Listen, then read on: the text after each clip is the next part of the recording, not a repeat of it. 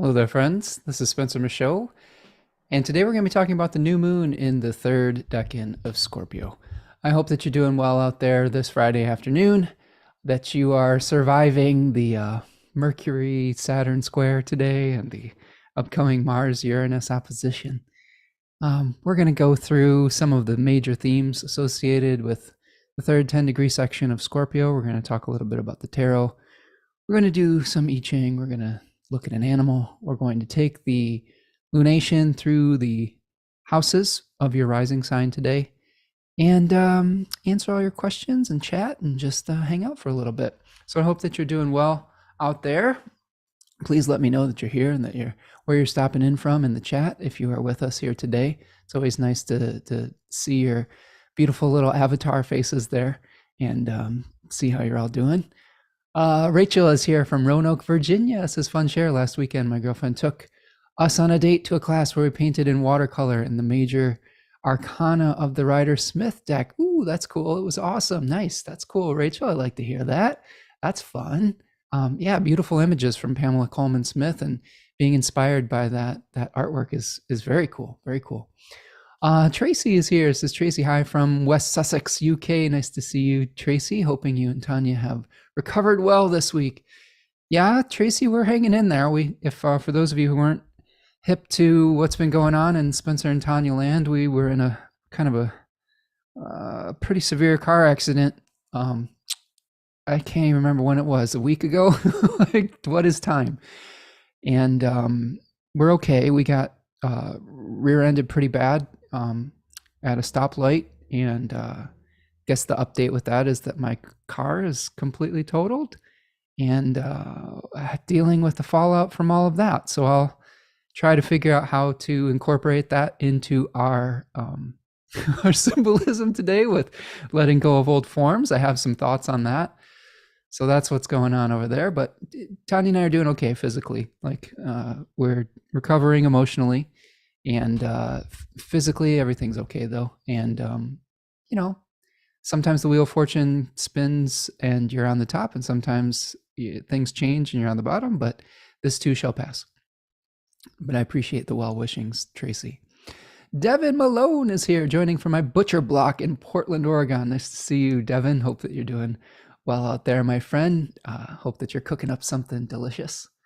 Monique is here. What's up, homie? Hi, everyone from Los Angeles, California. Nice to see you, Monique. Says I like you going live an hour earlier than normal, by the way. Yeah, I'm changing the time a little bit. I tend to do this in the early afternoon, but I often will look at which planetary hour looks most fortuitous based on the astrology. I tend to avoid Mars and Saturn hours. And in this case, I'm avoiding the Mercury hour, which is in Sagittarius and in its exile. So I'm trying to start this during the solar hour today. So a little adjustment here and there. But yeah, now that the time changes happen too, maybe 1 p.m. might be the way to go from going forward.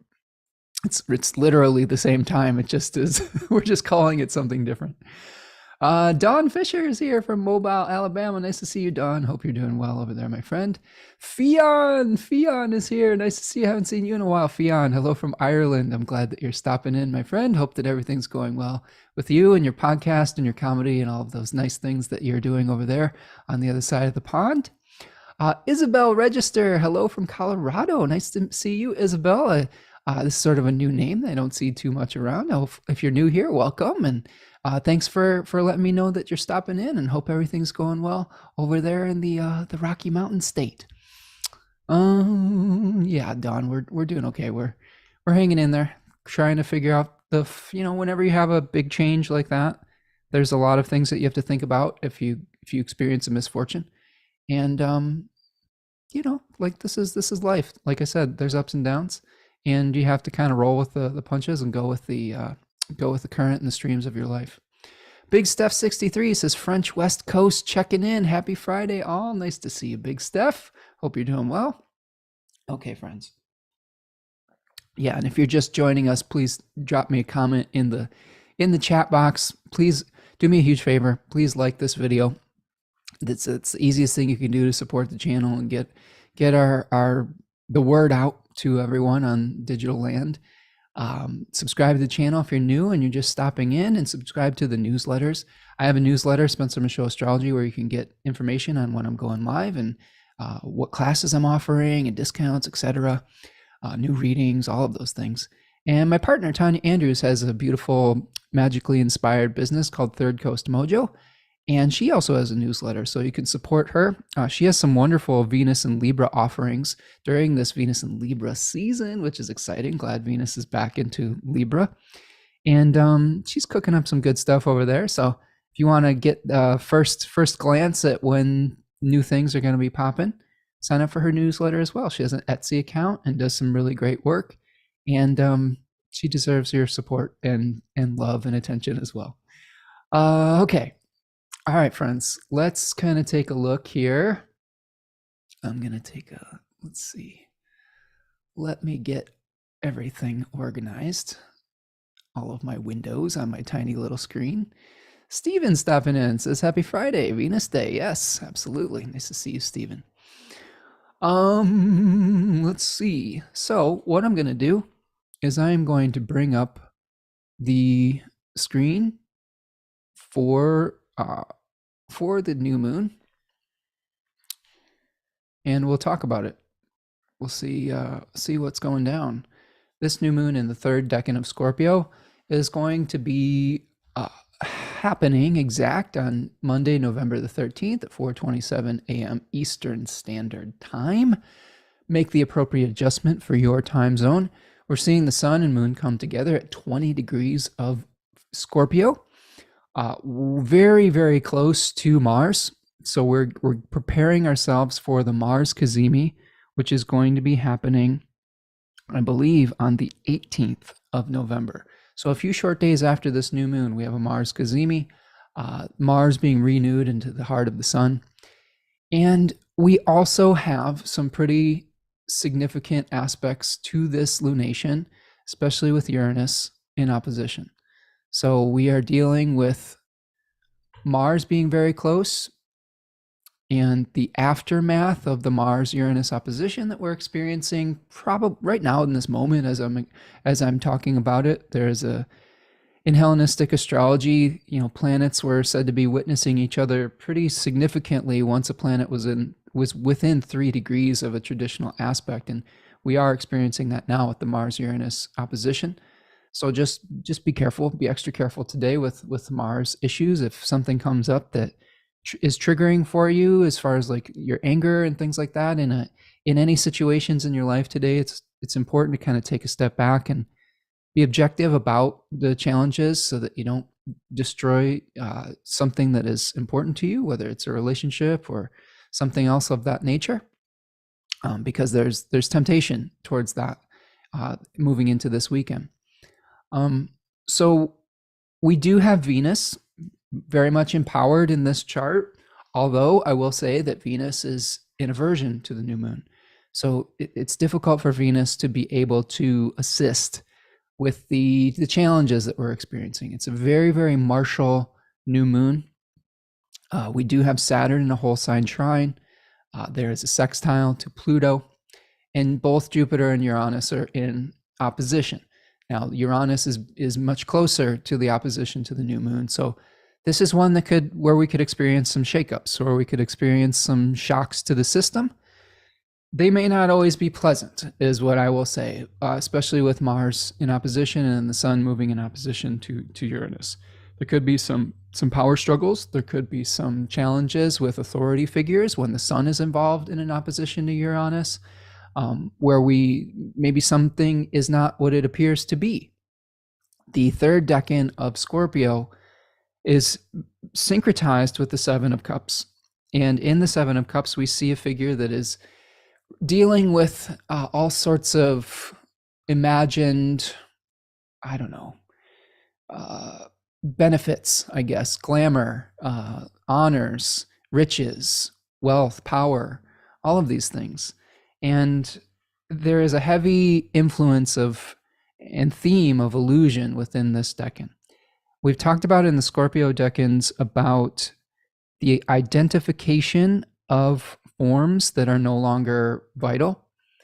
the ability to sort of have nostalgia for those in the second decan, where we are sort of having this kind of the pain of return, the memories, where we may be engaging with something temporarily to distill its essence and then finally let go so that we can liberate a spirit from a body so that it can find a new body to be vital within. In this third decan, so we go like this in the Scorpio decans. We go Mars, Sun, Venus. And so we have the separation or the awareness of a separation that needs to happen. We have a spotlight shining on like sort of the setting sun in the second decan, where T. Susan Chang talks a lot about sepia tone photographs, where we are, having this painful return, this memory, etc. And then finally, Venus ruling this decan of Scorpio III, where we may be glamorizing the past, or we may be trying to hang on to an old form that we've been shown is not maybe good for us anymore, or maybe not bringing us happiness, vitality, etc. But there is a little bit of a vampiric tendency with this decan. In 36 Secrets, T. Susan Chang talks about vampires in Victorian England and all of the things that we do to try to keep something alive that really should have died.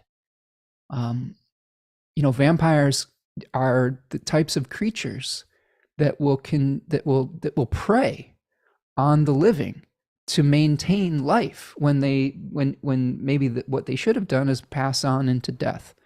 So there is this kind of hanging on, where if we continue to hang on to the old form that isn't serving us, if we refuse to compost the things in our life that we know aren't good for us, we will do more and more evil to be able to lie to ourselves about it. And I think that that's important when this decan is that we may get a shock to our system that shows us that, this isn't worth it anymore. This isn't sustainable. This isn't something that is bringing me happiness or joy or life or vitality. And sometimes we just get so wrapped up in doing what we've always done. We get attached to these physical forms that we need something to shock us into an awareness to allow us to let go. Like, so sometimes something has to become so painful that we just can't help but make a change. And that might be what we're experiencing with this new moon in Scorpio on some level.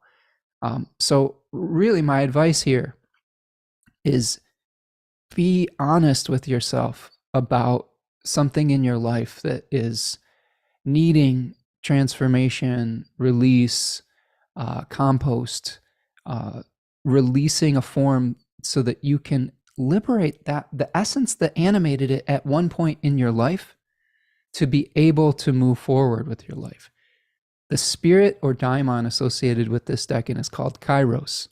And Kairos was a little cherub-like figure who had a lock of hair on his forehead. Basically was, the story goes is that you could only catch Kairos from the front at the opportune moment. And not even Zeus himself could catch Kairos from behind. So when we are chasing after a moment that has passed, it is a Sisyphean task. It's doomed to fail. So how can you identify what moment has passed in your life? Well, one of the things that we're going to do today is we're going to go through and we're going to look at things through the lens of our rising sign, which will give us some ideas about which topics in our lives we may be dealing with this energy, and where the shock may come from the opposite end of the spectrum. Okay. So we may get a shock in one area of our life with Uranus and Taurus that is inspiring us to make a big change in the opposite area. Like a shock in your career could cause you to make a change in your domestic situation.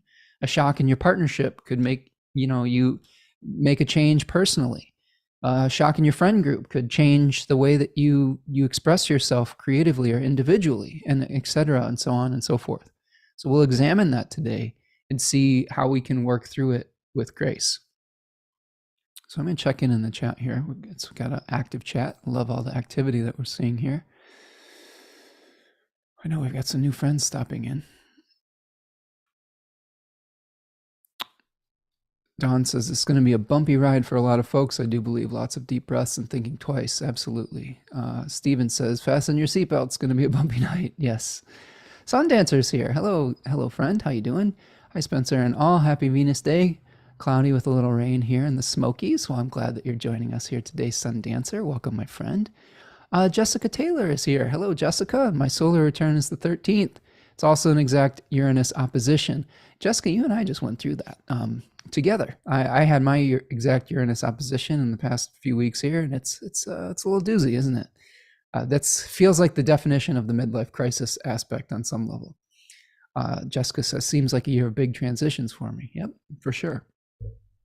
Tracy says, interesting. Suddenly, out of the blue, thought about a first love, and then on the BBC News app, there was a news item about first loves and people getting together after X number of years.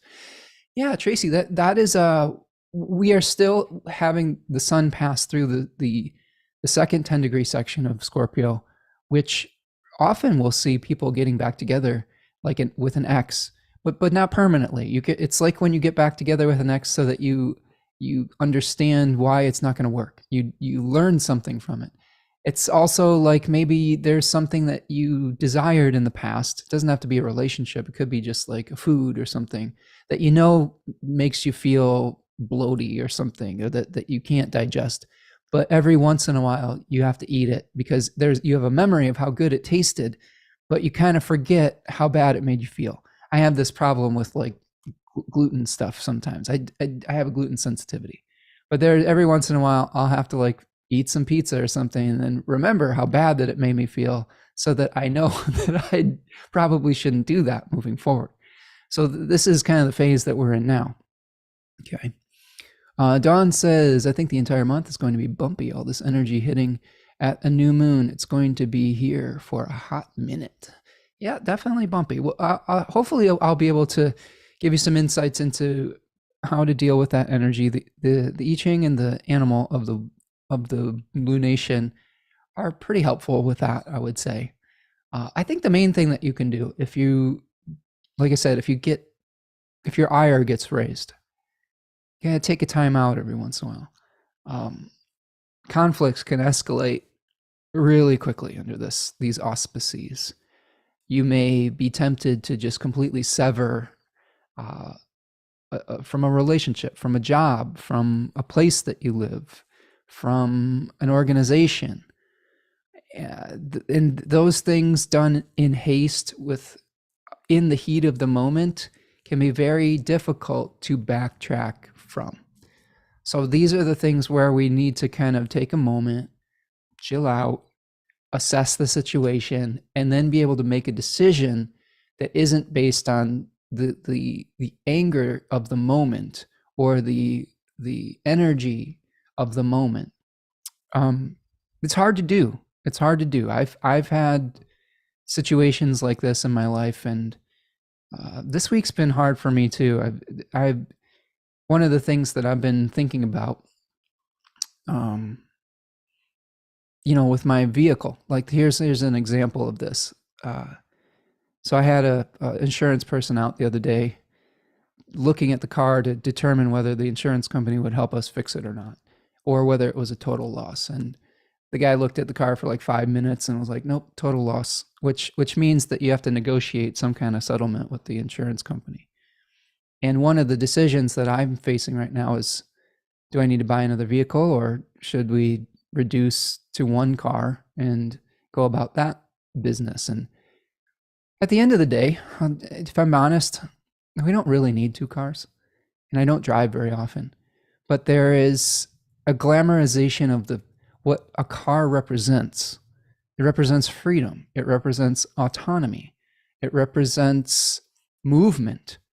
And letting go of that requires, it's difficult sometimes. I will also say too, I associate that vehicle with my mom. It was actually a gift from my mother who passed last year. was very, very fortunate that at one point she was in a position to help me with a vehicle. And I've had that vehicle for 15 years. So there's also emotions wrapped up with a physical object that make it difficult to let go of. But I've been talking to some clients, friends, students about changing forms, and that when it comes time to let go of things, the like the spirits on the other side don't really care if you're keeping their stuff or if you're doing something exactly the way that they would have done it. In my experience, they probably just want you to be happy. And hanging on to something because it reminds you of someone can get you stuck in old energy, even if that thing isn't serving you anymore. And we all struggle with this. This is one of the things where we deal with like hoarding, for example. I remember having a little bit of a little bit of a television jag where I was watching the show Hoarders. And what I noticed was that behavior was so wrapped up in grief. A lot of it was just grief. A lot of these folks had experienced extreme loss and trauma at some point in their life. They had very normal lives at one point, and then something happened, like a relative died, and a lot of stories of them inheriting a parent who had passed a lot of their estate, and then just getting really stuck with it. And then one thing leads to another, and before you know it, the physical objects have completely clogged up your life and clogged up your experience to the point where you have no freedom of movement anymore. And this is something that I think that we're really going to have to examine at this new moon. Where in our life are we hanging on to something out of nostalgia, out of grief that we aren't able to process? Really important to process your grief during this lunation, in this lunation cycle. And grief can be mixed up in a lot of different emotions. Grief can be expressed as anger. Grief can be expressed as despair. Grief can be expressed as nihilism. There's sometimes you get so frustrated and fed up, you're like, what's the point anymore? I don't even want to try at this particular thing. And it's important to kind of feel the actual feelings and to let the energy of that scorpionic energy wash over you. Catharsis. Have a good cry. Release those emotions. Take a picture of the thing that brought you joy so that you can return to it if you need to at different points, while letting go of the actual thing itself. This is something I've learned as a pretty nostalgic Cancerian type, is instead of being able to keep the thing itself, that when I would have trouble getting rid of stuff in my house because I would touch something and I would instantly be transported back to that moment. And some of those moments were nice and I didn't want to lose that. But seeing a photograph of an object can have a similar effect without it cluttering up your life as much.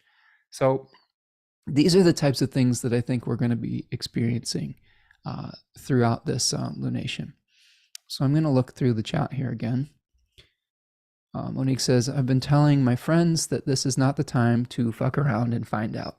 It isn't, Monique. It isn't, because I'll tell you, people get to their breaking points during the crisis-laden sign of Scorpio. And when you have something in opposition to Uranus, like a very, very strong Mars, the violence of a Mars-Uranus opposition, it doesn't come from nowhere. Oftentimes when we have explosions of anger, conflict, etc., things have been building like a volcano under the ground for a very, very long time. And one thing can set you off into that volcanic eruption, one little straw that breaks the camel's back. So yes, it is important to understand that a lot of this has been simmering underground, has been fermenting. That is an energy of Scorpio too, is fermentation of energy. And sometimes there's pressure that builds up with that. Like sometimes there's pressure gases that need to be released, and like the earth can literally belch with sulfur and stuff like that. So we have to find ways to release the pressure in a healthy way so that we don't manifest an accident or something that is where we snap, right? And I'm right there with all of you with this. Don says, this is great to know. Right on, Monique. Devin says, Mars is being melted down and forged into something new and will emerge as a glistening new blade in Capricorn season in its exaltation. Opposite degrees, it will be in December 2024. Opposite the degrees, it will be in December 2024. Yeah, that's a good point, Devin. Like Devin's pointing out the forging of a new martial energy as Mars moves into the cazimi of the sun, being renewed in the heart of the sun. And then Mars will emerge from under the beams in Capricorn, I think in early 2024. And then there's some other opposition going on in December 2024. I haven't looked completely that far ahead yet, friend, but I know that we will see the emergence of Mars from under the beams in early, I believe it's in January when Mars is in Capricorn. So pay attention to what is being forged behind the scenes this weekend for sure, and this week, moving ahead as we move into the cazimi. Yeah, Dawn says FAAFO for sure. Devin says during its retrograde in its sign of its fall in Cancer. Oh, ugh. So we're going to have a Mars retrograde in Cancer in December. I don't like that. Being a Cancer sun, that sounds gnarly. Well, but here's the thing. We've lived through some of those types of experiences in the past, and we will hopefully get through to the other side again. Carolina Gutierrez is here. Says this eclipse period has been incredibly enlightening. Yeah, Carolina, tell me more about your experience. I'd love to hear what kind of stories have been manifesting in your life. Eclipse periods are always very intense chapter markers and moments of transition for sure, since they are associated with the nodes of the moon, which are related to changes of fortune and fate. Dawn says, till that one car breaks down and then you are without, it makes me so scared. You are right, freedom. I know that's been it's been terribly hard, Spencer. They don't care, but there is a comfort with the energy reminder. Yeah, Dawn, like the car thing is definitely, it's more than just a vehicle, right? It's a symbol of freedom and things of that nature. So the story isn't closed with that in my own life. It's just if you were interested in hearing some of the manifestations of my eclipse in my angular houses and sort of how the Mars Uranus opposition and the Mercury Saturn square has been going for me, it's wrestling with insurance companies and trying to deal with the challenges of independence versus feeling merged. Like during Scorpio season, we often understand how our lives are intertwined with others. And if like let's say you are a 2-car family that goes down to 1 car, there is challenges that will, or there's understandings of how your lives are merged together with another, like with your partner or whoever you're sharing something like that with. You can have an understanding of how your life is merged with a business partner and asking yourself whether that is healthy or not. And there are all sorts of ways where our lives are dependent on one another. Oftentimes those relationships are fortuitous and fortunate. There are other times where they feel like shackles. And so it takes some time to parse out what that means for each individual and where that could be playing out in your own life. Okay. So a couple other details about the new moon. The moon is going to move out of bounds after this new moon from the 13th to the 18th. So just shortly after the moon becomes new, the moon moves out of bounds. So we might get a seed of realization where we're glamorizing something in the past that we know now is needing to be let go of. It may be removed from us, like without us needing to do anything, with Uranus there on some level. But when the moon moves out of bounds, our emotions can swing fairly wildly. Our bodies can feel kind of taxed. I would say that whatever is revealed to you over the weekend and the beginning of the week, just take your time. Try to center yourself. Try not to swing to extremes of emotion. If you need to go out and scream it out to the heavens, or exercise or something like that, or go for a run, or break a dish or something, I don't know. Like sometimes if you have extras, plateware that you're not attached to, just I guess would find an appropriate place to do that. Probably don't want to toss it at somebody, right? But yeah, like there are ways to do this where you don't have to be destructive to people in your life, where you can alleviate some of this pressure. Let's see. The first aspect that we might see with this lunation, as it separates from the bond of being within 15 degrees of the sun, it's dual. We're going to have a conjunction with Mercury at 6 degrees of Sagittarius, and also it's going to be sextiling Venus at about 6 degrees of Libra shortly after. So there may be something where we feel very passionate about expressing ourselves and our opinion. Mercury in the first 10 degrees of Sagittarius is really about spreading an idea, being very attached to our own viewpoint, shooting off messages that are deeply, we hold very deep in our core belief system. And we may need to have an awareness of something that isn't fair in the first 10 degrees of Libra, but we may be working towards bringing them back into equilibrium and equality with the 10 degree section of Venus being in that decan, like trying to bring things back together after we have this realization, potentially. And thank you so much, Michelle, for the super sticker. That's a great way to support the channel. If you are in position to do so, there's a little $sign in the chat where you can contribute. It's called a super chat or a super sticker.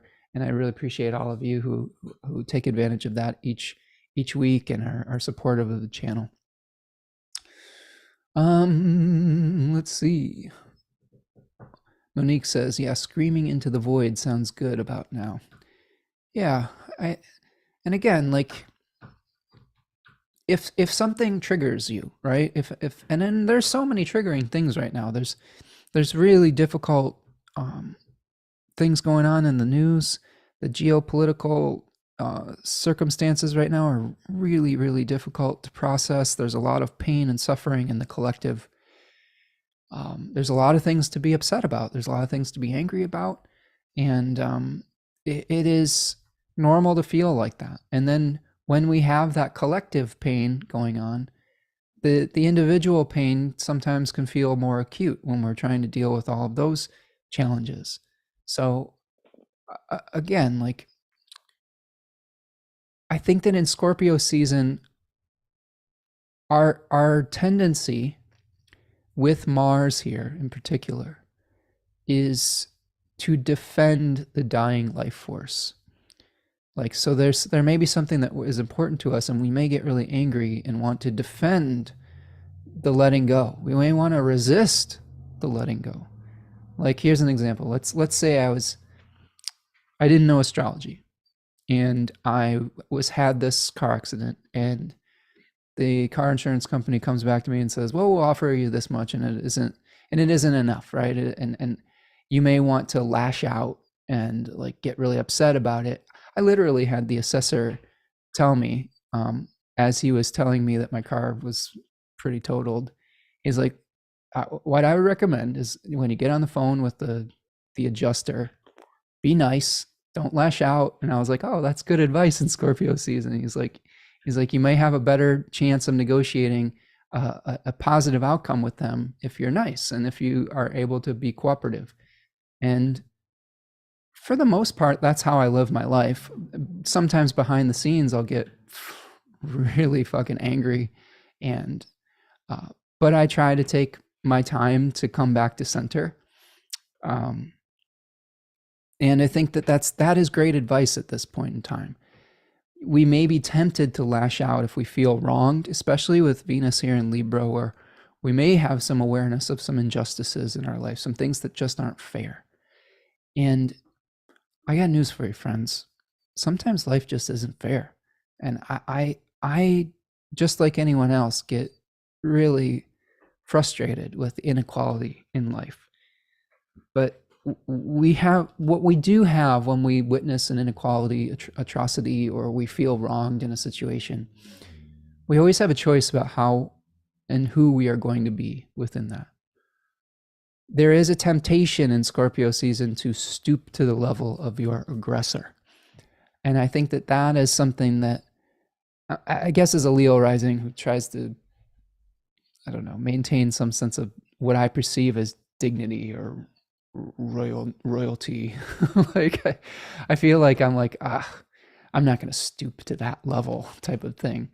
And that might be good advice. That might be a nice way to deal with this, is if someone is using underhanded methods in your life, or isn't doing something fair, you always have a choice of whether you are going to respond in kind and add fuel to that fire. And actually, what I have found is when you do that, you are making your enemy even stronger, because it is a cycle of exchange. Austin in his book talks about circuits of exchange, mutual distillation for Scorpio 2. So it's like when someone stoops low and you stoop even lower, and then this cycle of stooping, eventually things get really, really ugly. And all that does is bring about more pain for both parties. So I think that this is my higher self speaking, because this is not easy for me. I'm as tempted to like stoop just as much as anybody else, especially when I feel like something's not fair. But we always have the opportunity to try to take a step back and work from our higher selves and maintain our integrity. Even if it doesn't get us exactly what we want right in the moment, long term, it could be more positive moving forward. So let me check in the chat here. Michelle says, hi, Spencer. I have a question. Cap Rising, as you know, just found out my BFF of 30 years has late stage pancreatic cancer. Is the Uranus-Mars transit in my fifth? Is this the Uranus-Mars transit in my 5th and 11th? Trying to see where this is playing out. Well, first of all, Michelle, I'm sorry that that's happening. That's really painful. 11th house can be associated with friendships, with people that we associate, groups that we associate with. Things that bring us joy and pleasure can be associated with the 5th house. I'm just thinking as far as what other... I would also say, Dawn, since you're Capricorn rising, Saturn just stationed direct in your 3rd house, which can be more related to personal friends that we have in our life rather than big groups that are a little bit more collective. I would say that the opposition can be thought of as that 5th and 11th house axis on some level, but I would also offer for your consideration the Mercury Saturn square that's manifesting over the 3rd and the 12th house as being maybe more indicative of finding out a friend has cancer. It's something that's out of your control, something like where Mercury is now moved into the 12th house and is squaring Saturn in the 3rd house, suggesting being between a rock and a hard place on some level. So I hope that is helpful. Yeah, it's really tough. It's really tough either way, regardless of which aspect is describing it.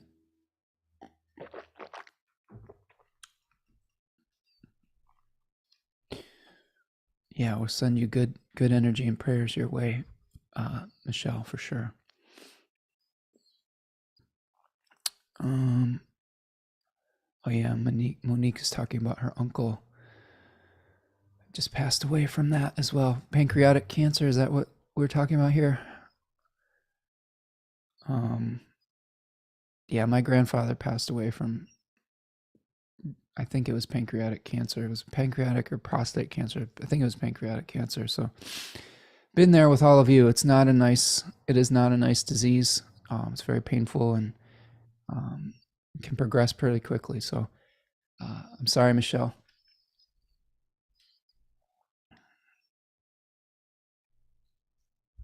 Devin says, I would point to Mercury moving into your 12th square Saturn and Mercury delivering the bad news. There you go. Devin and I are on the same page. Sorry, I didn't see that comment, Devin. I was done saying the same thing, but you and I are, our minds work quite alike, Devin. You're a fantastic astrologer, my friend. Okay. All right. How we doing, friends? Scorpio season isn't for the faint of heart. This is always one where we have to face difficult truths, and death is not an easy part of life. It is something that is the contrast to life, and hopefully these challenging experiences will help us to eventually see what is good and what is light. Darkness, you need darkness to appreciate the light in your life. We wouldn't appreciate life if it didn't have death as a contrast. But when we're in the moment, it isn't easy and it isn't fun. All right, so I'm gonna stop my share here. So hopefully that gives you a pretty clear idea of what we're going through with this lunation. I will say that, we are going to see, I'll just take you through a couple more things real quick here. So let's look at the moon, when the moon squares the sun in the next, here is on the outside, you're going to see the first quarter square when right after the Mars Cazimi. Mars Cazimi happens at 25 Scorpio, and then we're going to have the moon squaring the sun at 27 degrees of Aquarius. That is a decan associated with the Seven of Swords, where it talks about unstable effort, maybe a plan that isn't working out completely, where we may be feeling some frustration with our plan. It is a decan where we see a figure absconding with 5 swords and leaving 2 behind. There's a couple things that are associated with that decan: going off into the unknown, releasing an old position that we had been defending. It's the opposite of the Seven of Wands that we see in Leo, where we're defending our turf. So we may have to come off of an entrenched position at the first quarter moon of this lunation phase, potentially to move forward and utilize our objectivity. And then when we see the full moon, okay, that's going to be on the 27th. This is going to be in Gemini. We will be having a square between Mars and Saturn, which is, those are the other aspects that are not really super fun in astrology. Mars-Uranus ones aren't great. Mars-Pluto ones can be challenging, and Mars-Saturn oppositions and squares are a little bit hairy. So we will have to be dealing with that shortly after Thanksgiving. And that lunation is really about speed and movement with the sun in Sagittarius 1, and feeling bound by our own options and our own thoughts. So we may really be wanting to move forward with something at the full moon, but you can see that there's this giant T-square between the sun, the moon, and Saturn.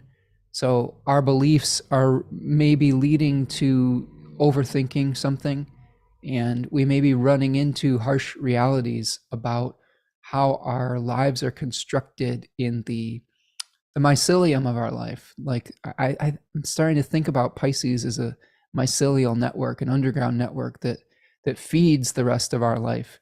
And a lot of that is through the beliefs that we have both inherited and brought with us through different experiences in our life. So Saturn is asking us to get real about our beliefs and our dreams. And some dreams we'll have to let go of, and some ones we will have to concretize and make real. This is what Saturn encourages us to do when it is moving through a particular area of our life. So there will probably be many, many different things pulling for our attention, and we will have to be flexible around the full moon of this particular cycle. Okay, so I'll stop my share here. Just looking through the chat, seeing what all of you are saying. Okay. Alessandra Ferrario is here from Bloomington, Indiana. Nice to see you. Late to the party. No, that's okay, Alessandra. It's okay. We have people stop in, and here and there, it's all good. Welcome, my friend. Glad that you're here today. M is here. Hi, Spencer. And always nice to catch you on your YouTube lives here in Argentina. Nice. Says our democracy is being threatened. It's really tense and scary environment we are living in. Oh my goodness. I believe and practice faith every day, and that makes me feel protected, but it amazes me how these times are showing collectively, for how long this chapter will last. Oh my goodness. Mars conjunct the ascendant in Cancer, Saturn conjunct Jupiter. Wow. Alessandra, well, I'm glad that you're joining us. I feel honored every time we have more international friends stopping by. I really enjoy hearing about how things are going in other parts of the world. I'm sorry that your freedom is being threatened and your democracy is being threatened. I think that this is something that we are seeing in the collective that is not specific just to one place. There has been a rise in authoritarianism in the past, I don't know, few years, decade, etc.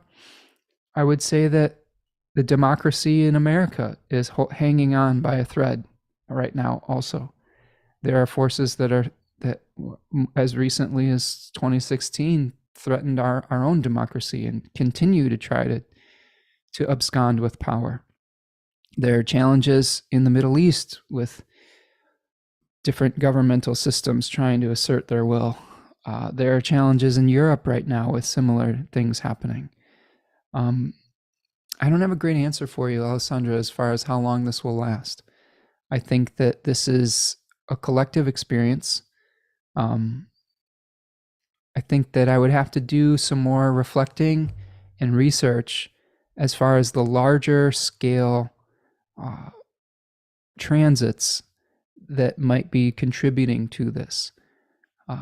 I will say this, Alessandra, one thing that's popping into my mind. Aquarius isn't what popular astrology has described it as for the most part. In popular astrology, the sign of Aquarius generally speaks towards like the creative genius, like the objective observer, like the humanitarian, peace, love, and the age of Aquarius.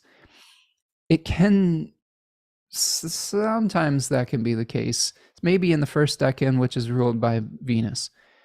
What I will say about Aquarius, and especially is that it is Saturn ruled. And what Saturn does in Aquarius is it tries to control the narrative. Saturn likes to cast things into darkness. Saturn enjoys the denial of something.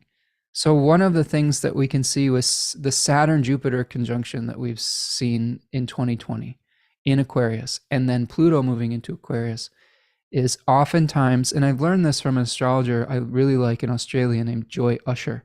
She has a beautiful book called A Tiny Universe. And she talks about Aquarius's desire to limit and control a narrative where they will only provide the information that is allowing their own end. I hope I'm making sense here. It's like you are like, let's say that we have a fascist government that is only controlling the narrative and only allowing certain amount of information to the people. This is a real danger as we move forward into more Aquarius tinged times. Is kind of, I don't know, it's like thought control. It's like brainwashing, like type of thing. And I think that is something we're seeing a rise of, with governments trying to control a narrative and only allow certain information to be to come out to the populace. I also think part of that is Pluto in Capricorn too. Like the Pluto in the final decans of Capricorn, or the final decan, speaks to how we wield material power and authority. So we're seeing the last gasp of Pluto and power struggles in relationship to governments. And Pluto's going to move into Aquarius, where a lot of the struggles are going to be through technology. We're already seeing challenges with artificial intelligence and all of the things that could mean moving forward. So we will have to deal with fear. Oftentimes Pluto talks about collective fear. And right now there's a collective fear of how we govern and of people who control wealth, and the wealth gap widening. And as we move into Pluto and Aquarius, we will have the fear of limited narratives, of only being able to have access to certain information. We will have the fear of technology and that controlling our lives, and the technocratic state or something like that. Those are all challenges that we'll be talking about for the next couple decades. So Alessandra, I hope that you're doing okay. I'm looking through the chat here. Let's see. I know that you all are going to have some interesting thoughts about this.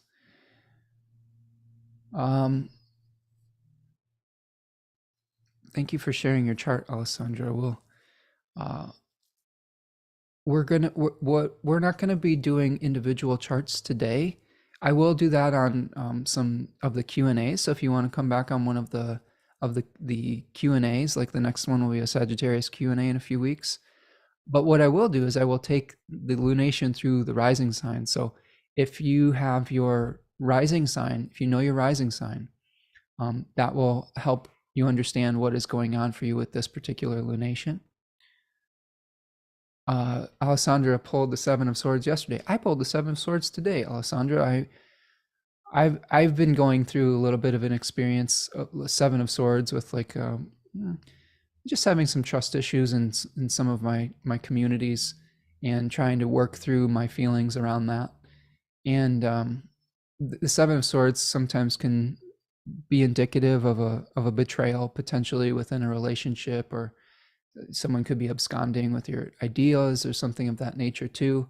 Or it could be reflective of our own efforts being a little bit unstable and our own ideas being unstable.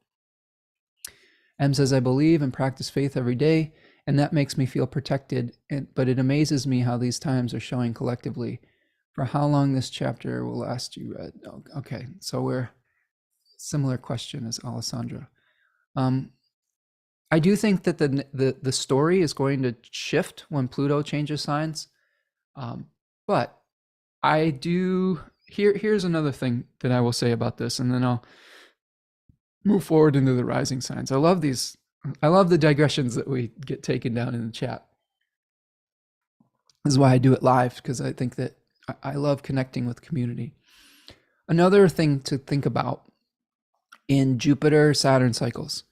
In traditional astrology, when Jupiter and Saturn come together, it is sort of like the birth of a new social order of some sort. Like we can think of Saturn as the blueprint that Jupiter is drawing on to beget things into form. This is something I've learned from Charles Obert in the classical 7 planets. So think about Saturn as the Platonic ideals. Think about Jupiter as the ability to create from that blueprint. From, like, say we have an ideal of a horse, and then we have the multiplicity and the variety of horses that Jupiter will beget into form.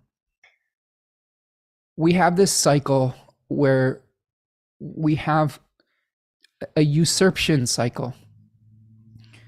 Kronos, or Saturn, was the father, the Titan father, and we had Jupiter, or Zeus, the son, who was a liberator, who was trying to overthrow the old order. And they had to be very cagey about overthrowing Kronos. It led to a very long war, actually, a 10,000 year war. The Telemach, I can't remember the word. It's Telemachus or something of that nature. Um, and that reflects the 10-year cycle that it takes for Saturn and Jupiter to come into opposition and Jupiter to start to become in the overcoming position to Saturn.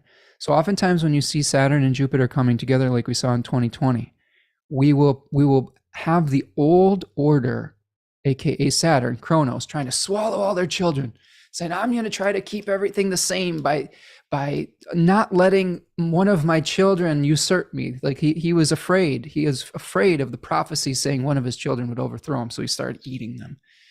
And they hid Zeus away, and Zeus came back fully grown and caused Saturn to let go and to expel his children, and then overcame Kronos and became the new king. So if you're asking me when we could start to see the change, what I think is happening right now is we're seeing Kronos consuming all of its children in all these countries. Kronos being these fascist regimes and authoritarian regimes trying to maintain the old power structure, which only benefits a few and not the collective. And we will see that continuing to happen until we get to the Jupiter-Saturn opposition, probably 2030. I know it feels like it's far away, but like that's what we're looking at here. And if someone else knows the exact time frame, I mean, I guess I could look it up here, but neither here nor there. I think it's about a 10-year cycle of when it comes together. Then the new order will start to overtake. The liberation energy will begin, and Jupiter will have the upper hand. The freedom will have the upper hand. So I think we're going to have to buckle in for a few more years here. It is scary. And people's real lives are being affected by it. And I wish I had more answers. I don't have a ton of answers. What I have at this point is just compassion for everyone who is suffering right now. There are so many different aspects to all of this, and I think that it's challenging when we start othering. I think that we have to be really careful about this. There's a lot of nuance where there's a lot of collateral damage and innocent people in a lot of these situations. And when we try to other, we're just feeding into that. So for me, when I think about larger geopolitical things, I feel a lot of compassion for those who are in vulnerable positions. And it just is, I don't know. I that's where I try to stay in that place of just feeling compassion for anyone who is suffering in those circumstances. So hang in there, Alessandra. And it is important to continue to vote, even though sometimes we feel frustrated that our vote may not matter. We have to at least try to continue to utilize the mechanisms of democracy, even though they may be pulled away from us. We have to at least continue to try to participate in that system to keep it functioning. If we choose to just ignore it and not even try to vote or things like that, then the fascists have already won. So keep that in mind. You have to still continue to participate, even if you're feeling frustrated with the process. Mac is here. Wow, catching live for once. Mac from chilly Richmond, Virginia. Nice to see you, Mac. Hope you're doing well. Alessandro says, fellow Nightlight student. Nice.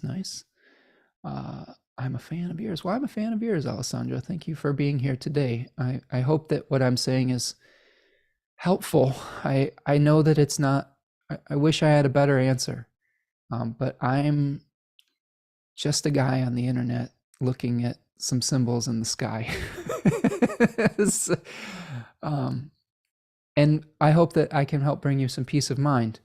But I get thinking a lot about that Gandalf quote where he's talking to Frodo, and he's talking about Frodo's expressing like, man, why do we have to live through these times, and it's really the gist of it is, we don't always get to choose the times that we're born into. We get to choose how we are going to act within them, and it feels very much like one of those moments right now collectively. Tracy says we have the same in the UK with democracy. Yeah, democracy is being held together with threads right now and all over the world. Yes, Max says Pluto in Capricorn has been big authoritarian energy for sure. Maybe we'll see some of that alleviate with Pluto in Aquarius, I hope. But we'll see. I think that there will be different challenges with that. Power grabs and land grabs, Alessandra says, yes, absolutely. Devin says Saturn Aquarius rules the outsiders and those that are singled out and othered. Yes, absolutely. Tracy says, yes, makes sense with the brainwashing and the mention of vampire energy, for sure. Devin says, last time Pluto was in Aquarius, we saw the printing press, the American and French Revolution. It's always good to go back in time and see what we were going through. Like, printing press was enormous for spreading information. So maybe we're being too dire about it. Maybe there will be some really amazing transformations that will help us to spread more information potentially. But Devin, on the flip side of that, we always got to see things from multiple angles. Yes, it allowed us to spread more information with books, but it also allowed people to spread propaganda easier too. So that it's always a mixed bag. When we try to make something good or bad, we're missing that nuance. So yeah, American and French Revolution definitely could see revolutionary energies if the powers of authoritarianism continue to rise. People just aren't going to put up with it, for very long. Alessandra says Neptune making it difficult to discern what is real. I agree with that. It is hard to discern what is real. Sometimes it's not easy, is it? Especially with like AI and how they're changing art, and that is going to be one of the things we're going to have to work on as a community. Okay. Alessandra says, thank you so much. I'm always okay somehow. I'm glad to hear that, Alessandra. Luna Storm says, you jinxed my Seahawks. Sorry. Maybe they jinxed themselves. We'll see with football there. Alessandra's talking about having a spiritual practice is key for astrologers. Absolutely, it is important, especially because we are able to see some things that are coming and that have transpired in the past from different perspectives. We do have to be clear channels, because it can be really easy to get lost in the challenging work that we're doing. Janet's here. Hi, Janet. Good speed. Nice to see you. Catching some of this live before work. Hi, Spencer and friends. Nice to see you, my friend. Check out Janet Goodspeed at goodsigil.com. She does really great work with talismanic jewelry. Tracy Chaplin, thank you so much for the super sticker. I appreciate you, my friend. Tanya says Titanomachy. Yes, that's right. So Tanya coming from inside the house. I want happy Veterans Day, friends. I know that I myself and some others have mixed feelings about the challenges of war and of the machine that we see that contributes to that. But what I will say is that there have been a lot of really brave and courageous individuals that have been trying to just do what they felt was right in their hearts, and that have sacrificed a lot of have sacrificed their lives and some of their well-being to help others. So I want to just give a shout out to those who have served our country, and that hopefully you are feeling appreciated today. And I hope that you're doing well wherever you are. So happy Veterans Day. Monique says, what's up, Tanya? Let me see. I'm just looking through the chat here. 2027 should be a major turning point, Devin says. Excellent. Devin, you and I have to talk some more, man. It looks like you've been really looking out into the future here. I think I've been dealing with just trying to figure out what's happening next week more so than 10 years from now, but maybe I should look a little further afield. Okay.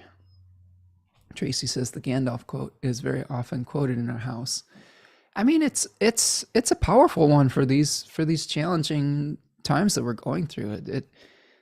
It here's the thing about the Lord of the Rings. Wonderful book, was written by someone who had, I believe Tolkien did he fight in World War One? He wrote it during, I believe, in between World War One and World War Two. I could be mistaken. Correct me if I'm wrong.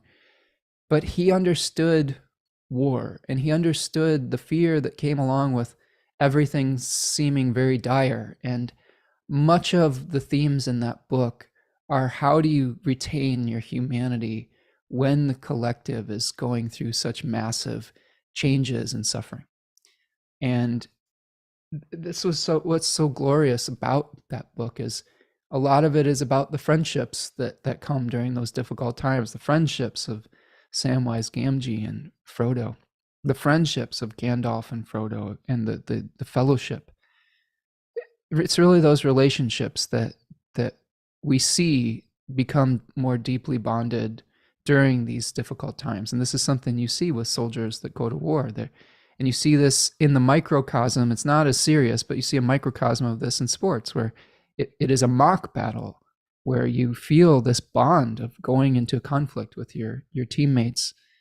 But when you come back from a war, you forged a relationship that is very difficult to reproduce in any other circumstance. So I think that's something that teaches us.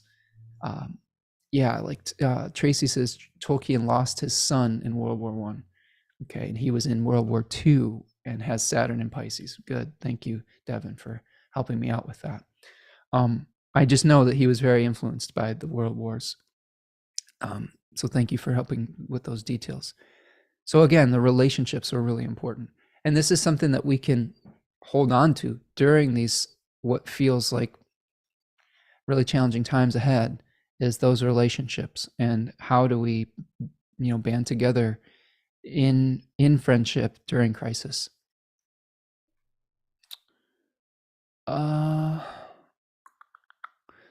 Steven says, we came out of Middle Earth with open eyes, observe and respond appropriately. Yes, absolutely. Oh, Sandra is rethinking the patriarchy, as we all should. Absolutely. Mariana is here. Hello, Mariana. Says, you named the vote part just when I was thinking about it, because I need to travel miles for that, but I'll be responsible. Yes, Mariana, please. If you have the opportunity to vote, please exercise that. It is not something we should take for granted. All of like I said, the forces that are trying to control the narrative, they don't want you to vote. And you letting them win by feeling like it doesn't matter. The more we continue to vote and force the issue with that, that's how we maintain the right to do it in the future.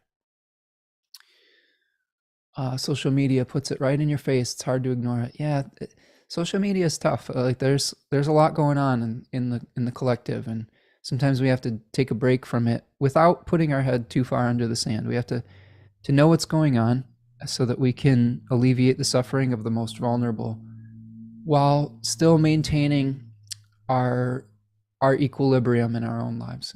It's tough to do. Tracy says he was one of the Inklings visionaries, i.e. C.S. Lewis and other authors. Can't remember his name. Yeah. Love C.S. Lewis and his Narnia Chronicles. Definitely has a similar vibe about how to act within challenging circumstances.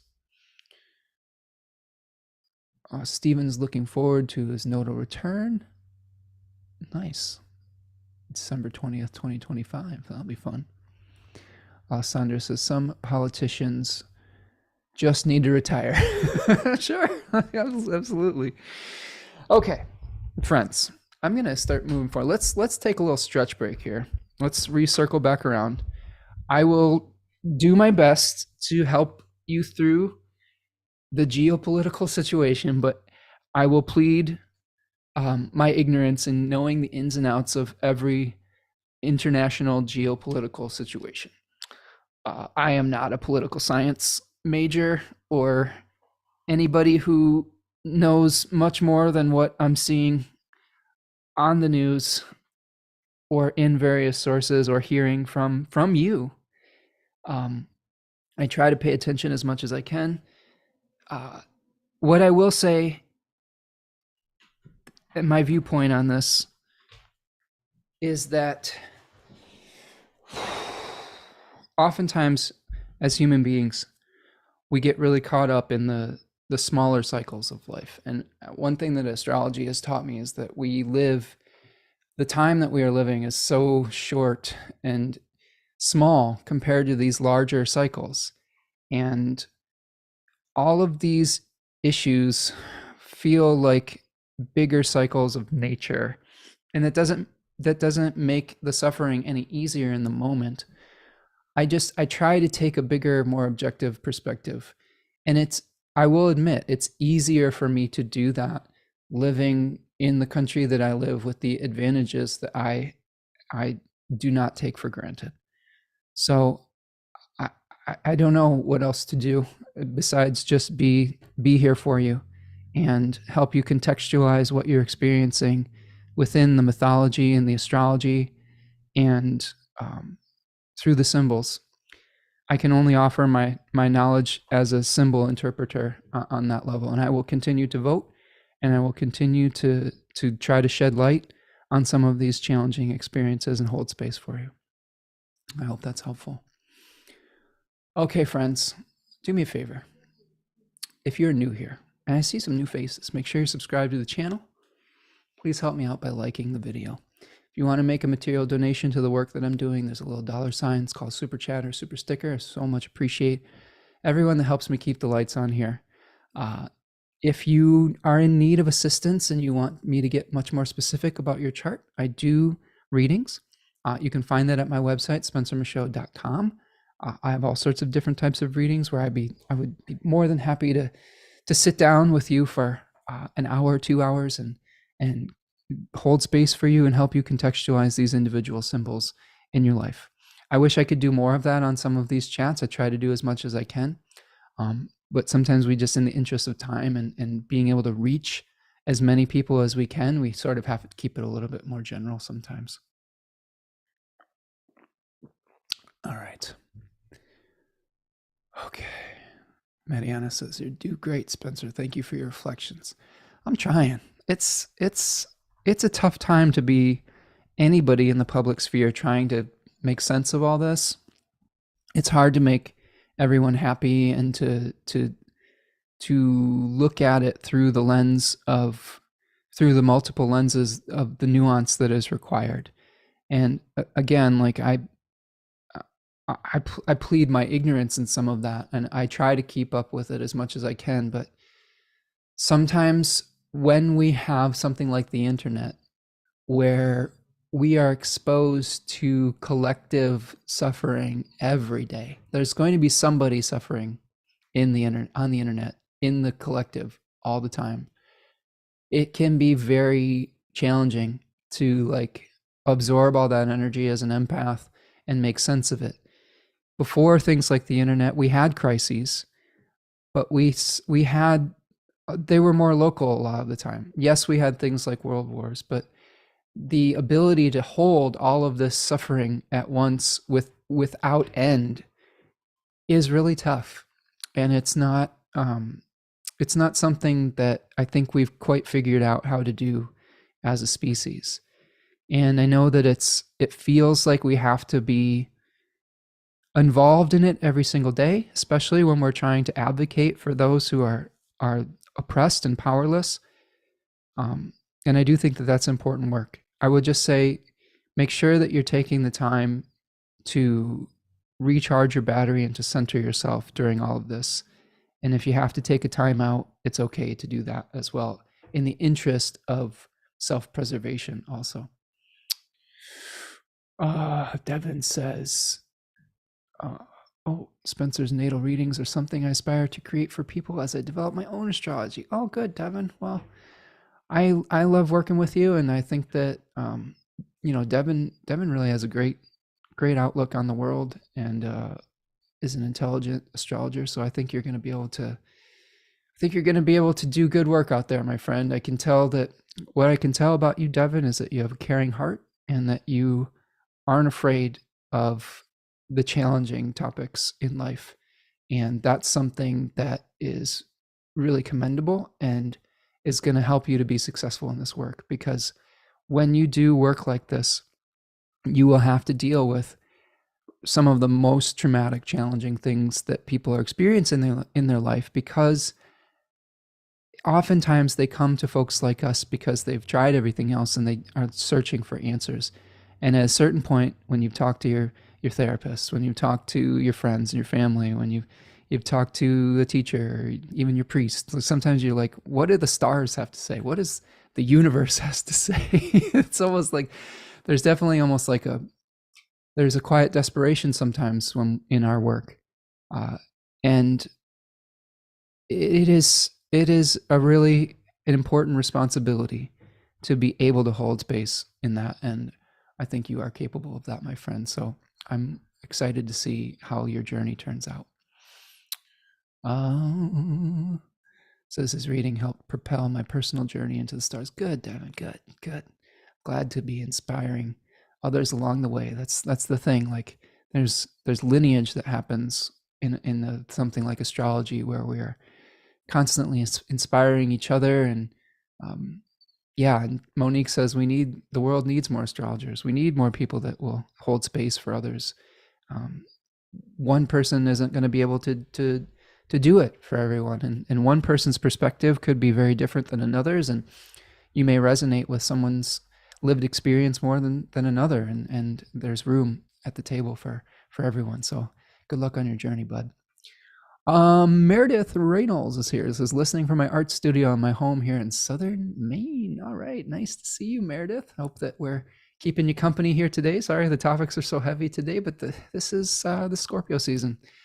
We are going into the depths and the sewer tunnels of our life, and trying to make sense of it, and have a little bit of a emotional cathartic release. All right, my friends, let's start and look through the houses. Before I do that, I do want to just show you a little clip from my Decans of Scorpio webinar that is on sale for 20% off right now. If you are interested in studying more of this, I did a webinar series on all of the 36 decans, and you can find that on my website, spencermichaud.com. So as we were talking about earlier in the show, it's some things to think about as we take the lunation through the houses, is that we will be dealing with glamorizing something that is decaying in our life, maybe chasing the ghost of something that has already died or already passed. This card was called the Lord of Debauchery, which really speaks to the being addicted to something potentially, where we're having difficulty letting go, where the illusion can be controlling us on some level. And again, it really speaks to what we were talking about with like vampirism, where doing more and more evil to try to keep something alive, and hurting people to try to maintain something that we really should let go of. So fantasy and illusion we can see in this card too, having to get real about something. Remember, this is a Venus in Scorpio type of energy, and Venus is in its exile in Scorpio. So we're trying to create unity in a sign that is associated with separation. So releasing attachment and overcoming addiction, liberation from addiction is a huge theme with this. So it's a really an opportunity to overcome something that may be not necessarily good for us, that we're having trouble releasing. So is this situation in your life reality, or is it an illusion? Has the opportune moment passed? Okay, are we holding on to something that is no longer vital, right? What forms in our life are no longer vital? What dark truths do we need to accept? We've talked a little bit about those today. usually try to keep things fairly light on the channel, but sometimes we just cannot avoid the darkness that we experience in the collective. And that's tough. Like, that's something we have to acknowledge if we're being honest about our experiences. So we have to kind of acknowledge that darkness sometimes. What desires need to be released? And then finally, how can you compost the past for future fertility? One of the things that I enjoy doing in my life is looking to nature to understand how to live a human life, because we are a part of nature. We are not separate from it. As much as humanity wants to separate themselves from nature and try to assert its dominance, we are still animals that are creatures of this planet. And we are a part of the ecosystem. We are a part of everything that happens here. And we can learn a lot from the way that nature responds to the changes that are coming in life. So in nature, things are born, they grow, they consume, they die, they decay. That matter that is decaying back to the earth is the food for future fertility. If we don't allow something to die, we are not creating the fertile ground for the return of the spring. If we keep trying to grow things in land that's been exhausted, there's no nutrients to be gained from it. So this is why I've been saying, leave the leaves, right? Like, we have this obsession with sweeping death under the carpet, under the rug. We don't want to even acknowledge it in Western civilization and society. We don't want any visual reminders that there is death, like leaves on our lawns. And what we're doing is we're depleting the land of the nutrients that death provides. We are depleting ourselves of the spiritual nutrition that death will provide in our lives.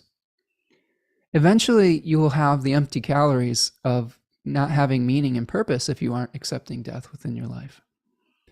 So a practical thing to do, leave the leaves. Let the leaves return to the earth. Let them return nutrients to the soil, so that even if you're attached to your grass, it will make your grass healthier.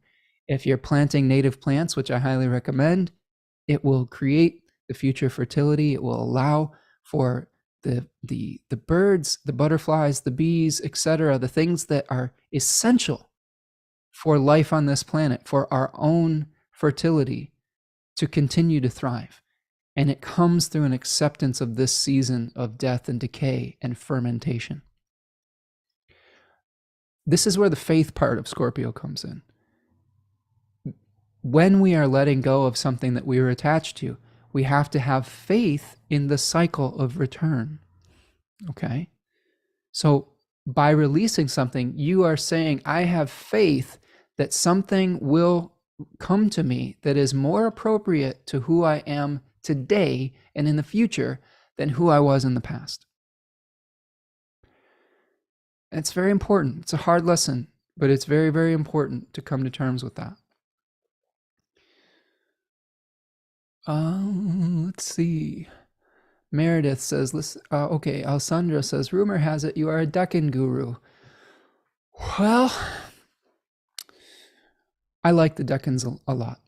I've spent a lot of time studying them, and I would say that I owe an enormous amount of credit and gratitude to folks like Austin Coppock, to T. Susan Chang, to Liz Green, to Joy Usher, to Demetra George, my friend Adam over at Nightlight Astrology. All of these folks have helped inspire me towards my astrological journey. Chris Brennan. We're all part of that lineage. And I try to add my own viewpoint and spin on these things and incorporate different systems of knowledge within it. And I'm still learning and still growing, and hopefully we'll continue on that journey. So it really has enriched my practice. It's something that I have found a lot of truth within, and just want to make sure that I'm acknowledging all that lineage as well. Project Hindsight, Robert Schmidt.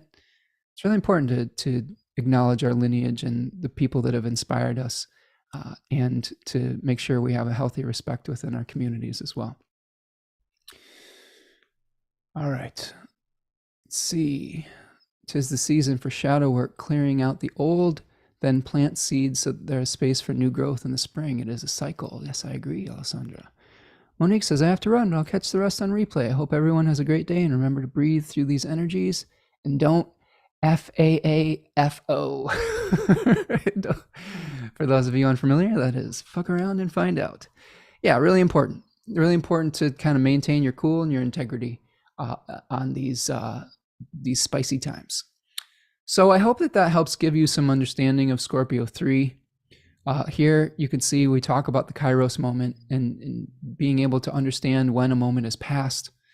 And you can get that in my webinar if you'd like to support the work that I do. Those webinars are 2.5 to 3 hours each. We cover three decans in each sign every webinar. And Scorpio's on sale right now. So you can find that at spencermichaud.com in the store. And I appreciate your support.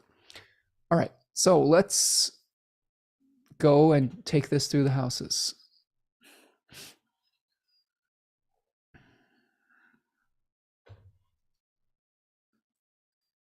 So I'm going to compose myself here and get rid of some of these extraneous windows on my, my computer screen. Got this tiny computer screen here trying to manage all these. So what I'm going to do is I'm going to start with Scorpio rising. That's kind of the new MO here on this channel is we're going to start with the rising sign of where the sun is transiting through so that everybody gets a chance to be first. Like, so it's more fair, I guess. Let's see. So here's Scorpio rising. So Scorpio rising is one of the angular houses for this new moon. And when we have an angular new moon or eclipse or transit, we tend to feel that more personally. So Scorpio rising, you may be having a personal issue, maybe related to your body, maybe related to your character, where you are coming into an awareness of something that needs to be let go of, potentially, of maybe an illusion.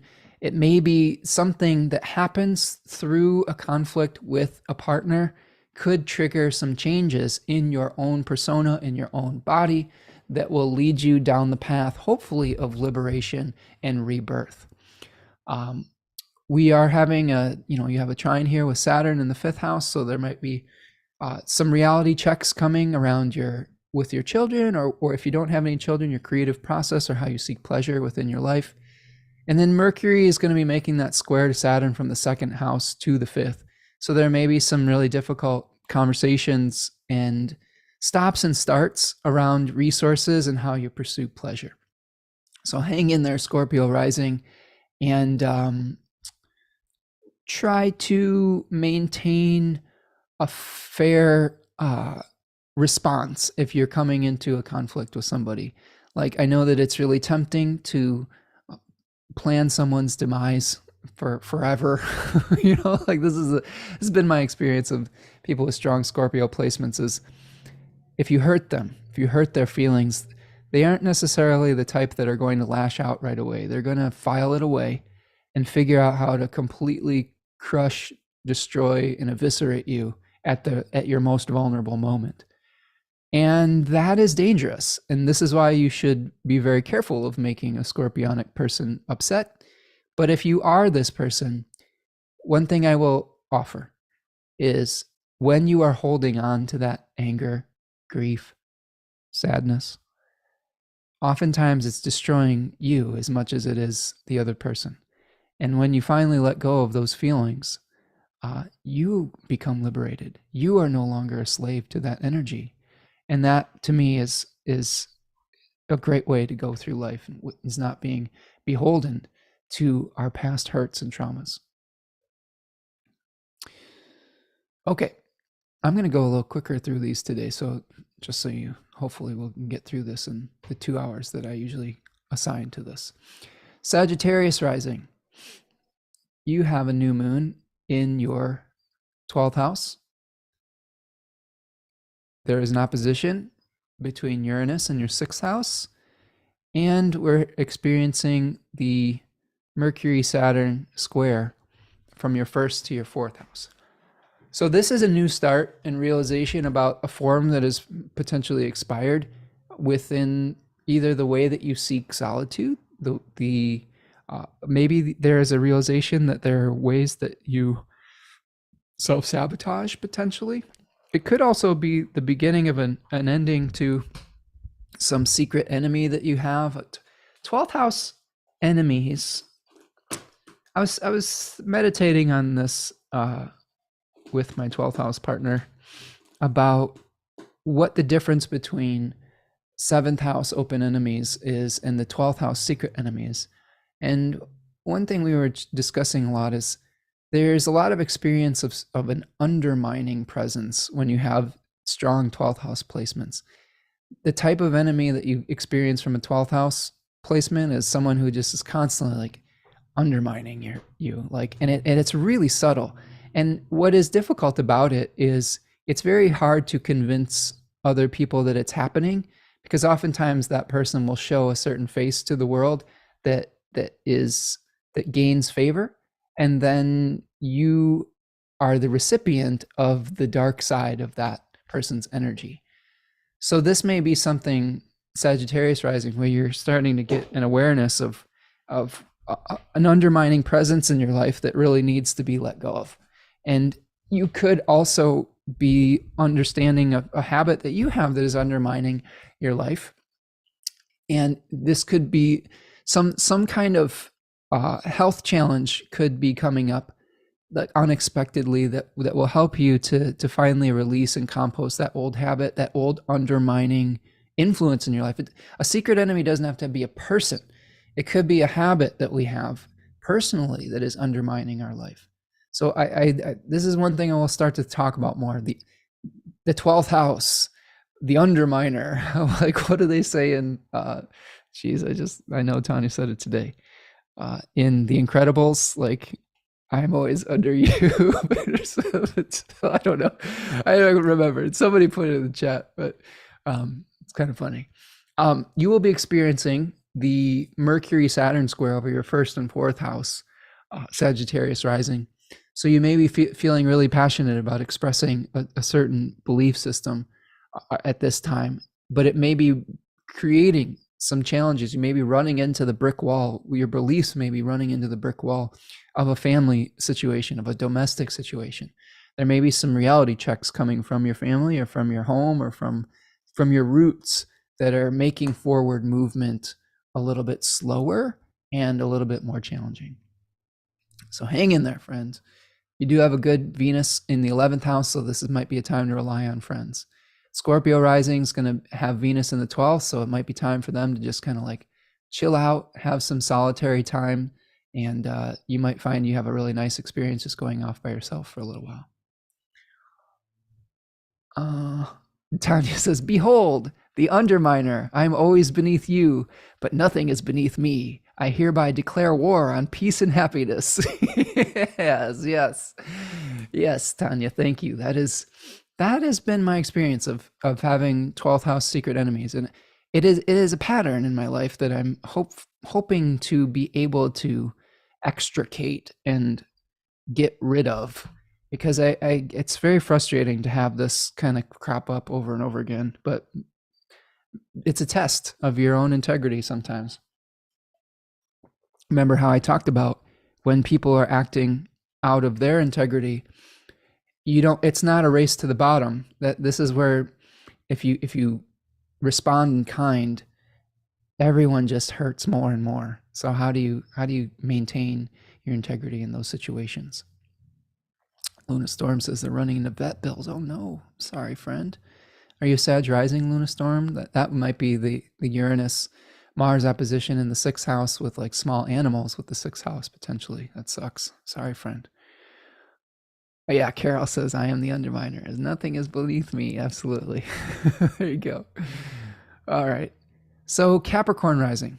Let's talk about this Capricorn rising.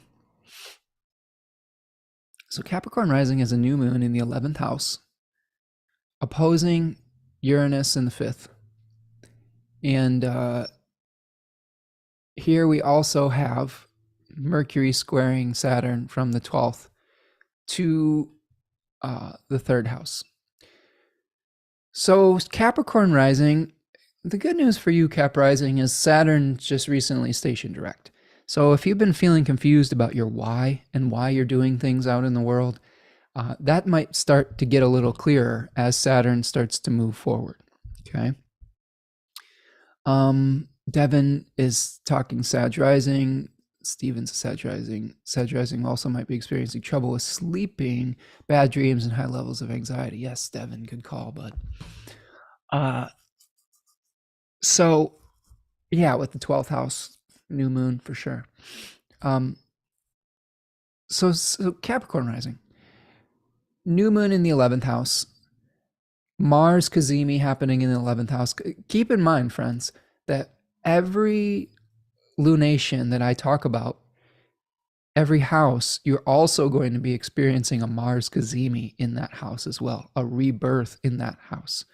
So we've talked about Scorpio risings. You may have a personal rebirth, maybe in relationship to your body and your character. Sagittarius may have a rebirth around their dreams, like the undermining influences in their life. There may be some kind of influence or rebirth realization around that.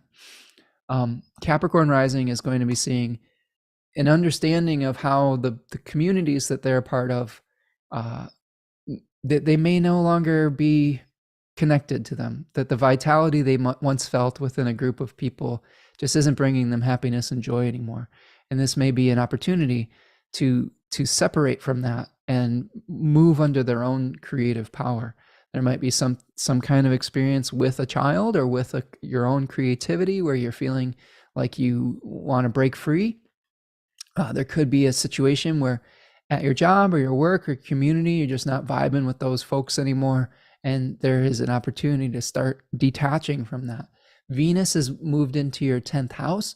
So this could be a really positive testimony for getting a new job, for having better relationships with authority figures or superiors, or trying to begin to rebalance your role within society that will help bring you joy and peace.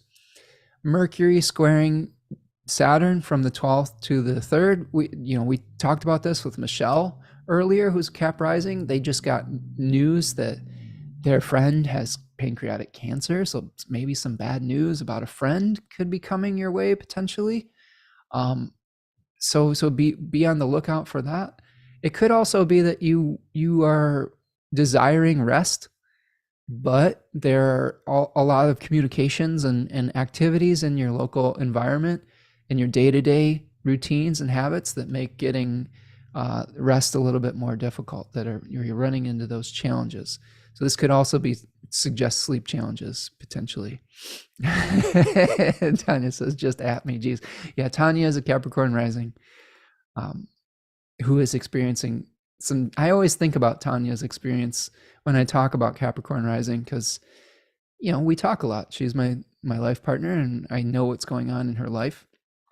And a lot of those themes have been coming out for her, like feeling difficult connecting to a group and needing to move forward with that. So maybe hopefully Tanya's experience and my understanding of it will help the other Capricorn risings here as well.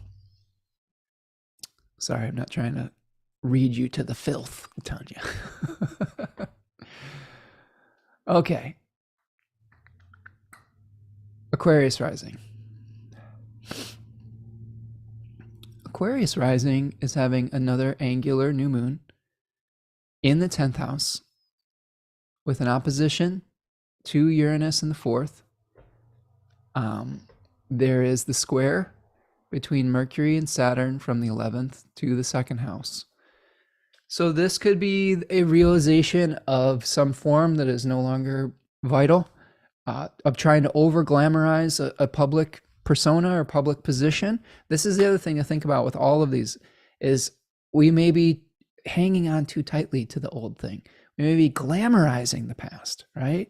Venus in Scorpio saying, oh, wow, isn't this attractive? Okay. So with Aquarius rising, you too have had your ascendant ruler stationing direct in your 2nd house like Capricorn had Saturn stationing direct in the third house, so there might be some money matters that are getting real about how you support yourself. So this could lead to a change in your experience publicly with your job, and like maybe having to let go of an old public persona or job or something where you had a public experience, and there may be something triggering within your domestic situation that is leading to those changes. I have a friend who has been going through some challenges by having to take care of an ailing family member, and that's changed their public persona and their public involvement quite a bit.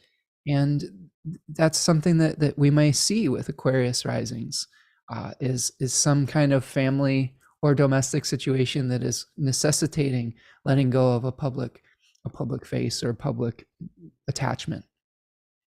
The good news is that Venus moving into the ninth house could be helping you see the bigger picture. It could be helping to soften things like your belief systems. It could be like you're rebalancing beliefs about who and what your role is within society.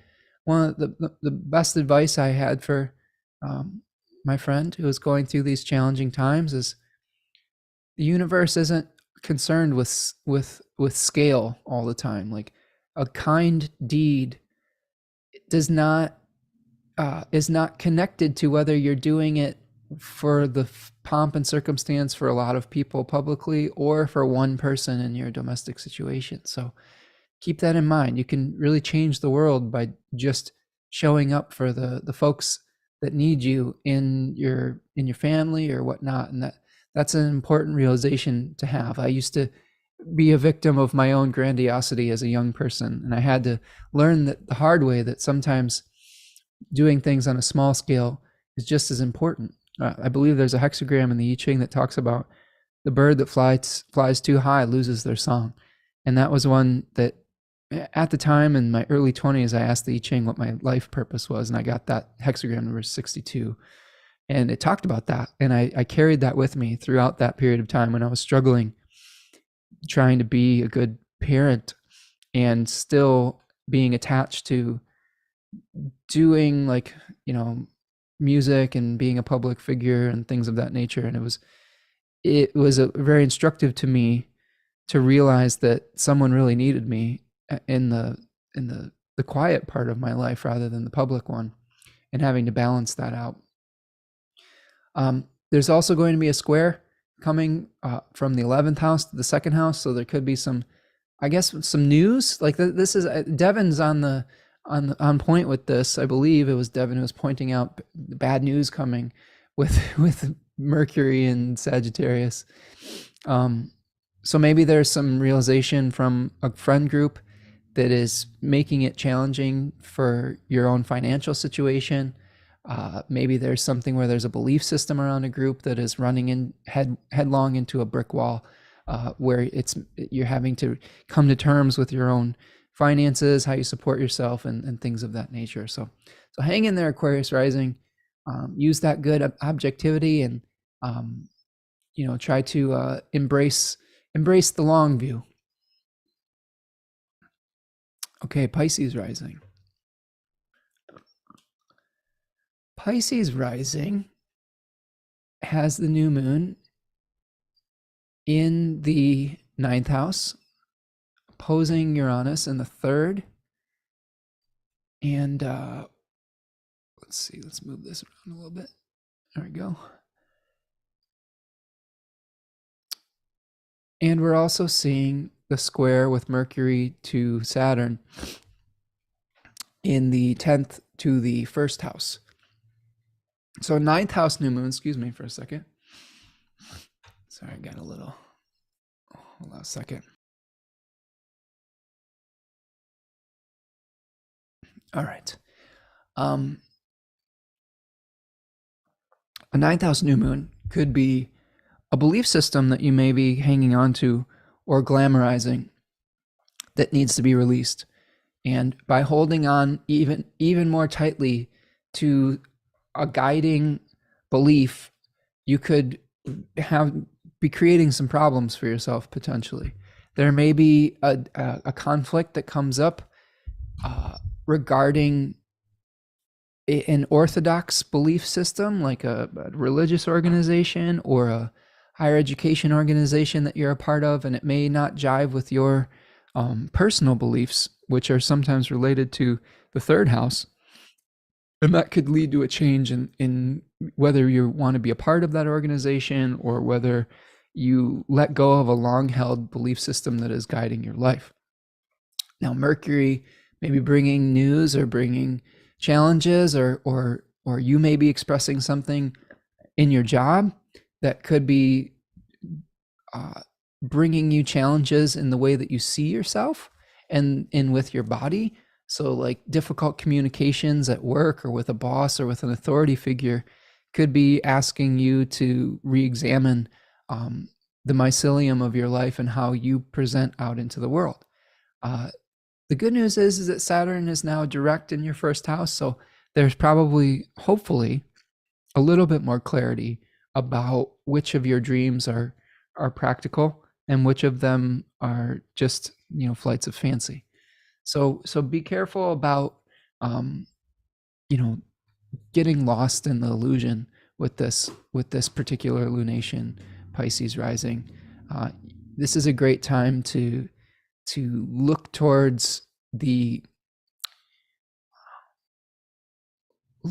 your higher self to be able to guide you with this, to look towards your intuition, to say, you know what, this is what I really want. And this old system that I have given power to no longer is bringing vitality. Oftentimes I will see Pisces, Jupiterian types give over their agency to a guru, an organization, something of that nature. And this could be the moment where that is proving to be just not in alignment with your current path. So don't be afraid to let that go if that comes up for you.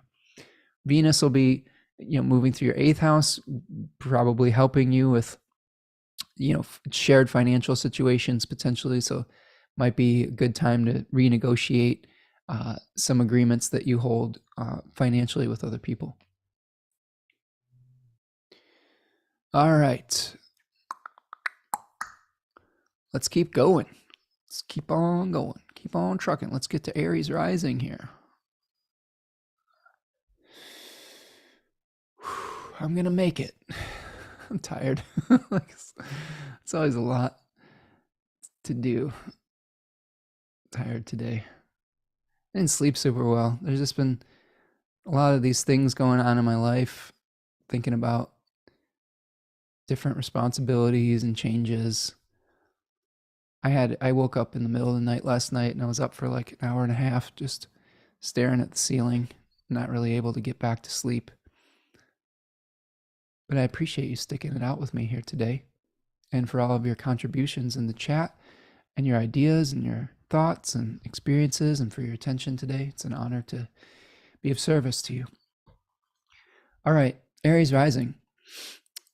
You, my friend, have a new moon in the 8th house with a very powerful Mars Cazimi coming in the days after this new moon, ruling the ascendant. So this is something where this could be a powerful new start for you in the house of shared resources related to death and inheritances and things that come after completion. Oftentimes the 8th house is something that speaks to sometimes things that happen after a divorce or after the ending of something. So if you're hanging on to a conflict over what is yours versus what is theirs, it's probably a good time to just begin to detach and let go and try not to hang on too tightly to those shared resources. It can lead to only lead to suffering for both parties if you get too involved in a conflict. The Mercury-Saturn square is happening over the 9th and 12th house axes. So you might get some news in regards to a religious organization or a higher education type of experience or long distance travel that may start to ignite some of your deeply held fears, potentially, like something where there might be travel involved or something like that, but it could be difficult to move to move forward because of a belief system or an old belief system potentially, or something that is holding you back. Um, it may be difficult to get the rest that you need potentially, uh, just due to a chronic condition on some level. Like Saturn often represents chronic conditions. Although I will say this, Saturn is moving direct in your 12th house now. So you may understand what needs to change for you to release some of the undermining influences within your life. Saturn does joy in the 12th house. That doesn't always, it sounds like, oh, that's a great thing. Saturn loves to be there. It does, but Saturn, always remember that Saturn is still a malefic planet. Yes, there are things that we can learn from Saturnian experiences, but there's some challenges involved with it. So this could be increasing our feelings of isolation and things of that nature. Although when Saturn is in its joy, if it's in good condition in your natal chart, like if it's in Libra or if it's in Aquarius or Capricorn, oftentimes we don't mind being alone and we don't mind the solitary existence. If it's in Cancer or like Aries or something like that, we might be really struggling with the isolation that we feel at times. So it all depends on what kind of condition it's in and whether it's in a night or a day chart. Saturn tends to function better in a day chart because of the warming influence of the sun, and it tends to feel more oppressive in a night chart. So hang in there, Aries rising. You do have Venus moving through your 7th house, so that's a good positive influence. So there may be a way to negotiate a fair agreement with a partner as long as you're willing to let go of old forms. To me, this is like maybe if you're experiencing an ending, or if you have a partnership or something like that, you may have negotiations that could open up that could be more fruitful and peaceful, so that you both can move on with your lives on some level. So this is the type of vibe I'm seeing from Aries rising here. And keep in mind too, Aries rising, you have eclipses happening in your 1st and 7th house, and there may be a lot of letting go that are happening within partnerships right now. But you have a new moon eclipse happening in April. So if you can hang in there until that, you're going to feel really empowered by that period of time. And this is the cycle that is helping you get past the letting go phase so that you can become the independent, sovereign individual that you were born to be. Okay. Taurus rising. Another angular new moon. So Taurus rising has a 7th house new moon with an opposition to Uranus in the 1st, and then the Mercury-Saturn square happening from the 8th to the 11th house. Taurus rising right now is probably becoming aware in this lunation cycle of some old forms that need to be let go of within their relationships. And the coming to that realization is leading probably to some electricity and shocking actions in your own body, mind, character. You may be acting a little bit out of character, Taurus rising right now, because of the changes that are necessary in your relationship. Oftentimes, Taurus risings and Taurus people in general are the knight of, I think of as sort of like the Knight of Pentacles type, the reliable person that's everyone knows who and what you're going to be day to day. You're like consistent. Well, with Uranus in your 1st house, there could be some inconsistency that's coming up that is shocking to people around you. You might not be the same old, happy cow that you've been for a long time. And this is something that people aren't used to. So it is important, though, Taurus rising, for you to advocate for yourself. This is one of those times where you mess with the bull and you might get the horns type of deal. So be careful of that. Like a Taurus person, yes, they would prefer peace. But please don't underestimate your Taurus friends. Everyone has their breaking limit. And when Taurus's limit has been reached, it can get really ugly. Like I have this myself as a Taurus moon. I am a peaceful, hopefully I aspire towards kindness. I'm not saying I achieve it all the time, but it is a value that I hold. But when I get mad, I get really mad. I get like, if I've been pushed past my limit, it's not pretty for a period of time. And this may be true for you Taurus risings as well. Try not to let that relationship challenge cause you to act outside of your integrity. Take a deep breath, go get a snack, have a nap, have a bath, take a walk in nature, restore your equilibrium, restore your inner peace, and don't let that relationship issue throw you off of your personal peace.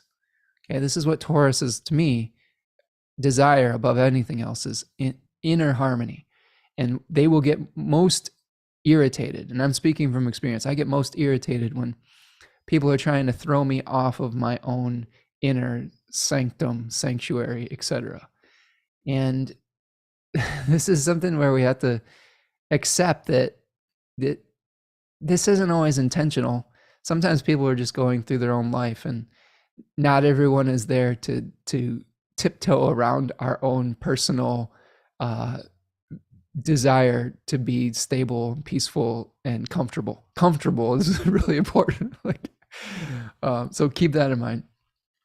Mac Attack is here. It says, is this the first non-eclipse Scorpio lunation? That's a good point, Mac Attack. Maybe in a while, yeah. I think that we were having eclipses in this axis for a while. So maybe this is a less intense one. It's still angular, but yes, probably a little bit of a, maybe hopefully a relief potentially. But you're still dealing with some of the fallout from the full moon lunar eclipse that we had over the Taurus Scorpio axis. So we're still kind of feeling the reverberations from that.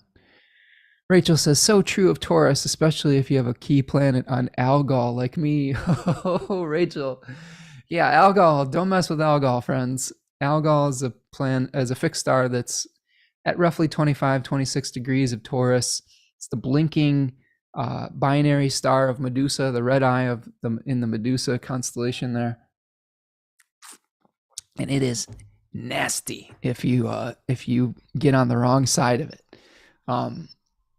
So make sure that if you have Taurus people in your life, just take a gander if they're born in the beginning or the end of Taurus season. And if they're born towards the middle or end of May, you might want to watch out because they're a little bit more dangerous than some of those other Taurus types. Yeah. So I always appreciate your energy, Rachel. So there are positives to every part of the zodiac. And those of you who have placements in Taurus 3 with, near those Algol placements, there's a resiliency to dealing with crisis and with dealing with challenges that are outside of your control, with coming into alignment with humility in the face of nature. And really, Taurus 3 people who are on path have a unique ability to recognize some of the mistakes they've made in the past and to remedy them through analysis and through doing something different. So that is one of the real superpowers of that decan, is being able to evaluate your actions in the past and repent, and like that. There's repentant prayer to be able to have faith in doing something different in the way forward. And just learning from experience. I think that's really the thing, is learning from your mistakes is a great gift of that decan. Luna Storm says, I learned not to prod my Taurus ascendant child.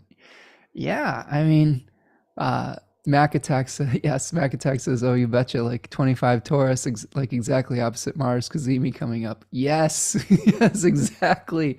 It's activating that Algol placement for sure, where we can lose our heads. It says, laughing as a first decan Taurus moon. So true. Yep. Luna Storm says, I learned not to prod my Taurus ascendant child. Yeah, that's the thing. If you're dealing with Taurus friends in your life, children, family members, the last thing that they want is to be pushed into doing something. I've learned this from one of my friends who was here earlier. I share a fantasy football league with a Taurus rising friend who shall remain unnamed. And there's a certain running back that many of us have been prodding them to trade us. And the more that we push them to trade us, the more they dig their heels in to hang on to them.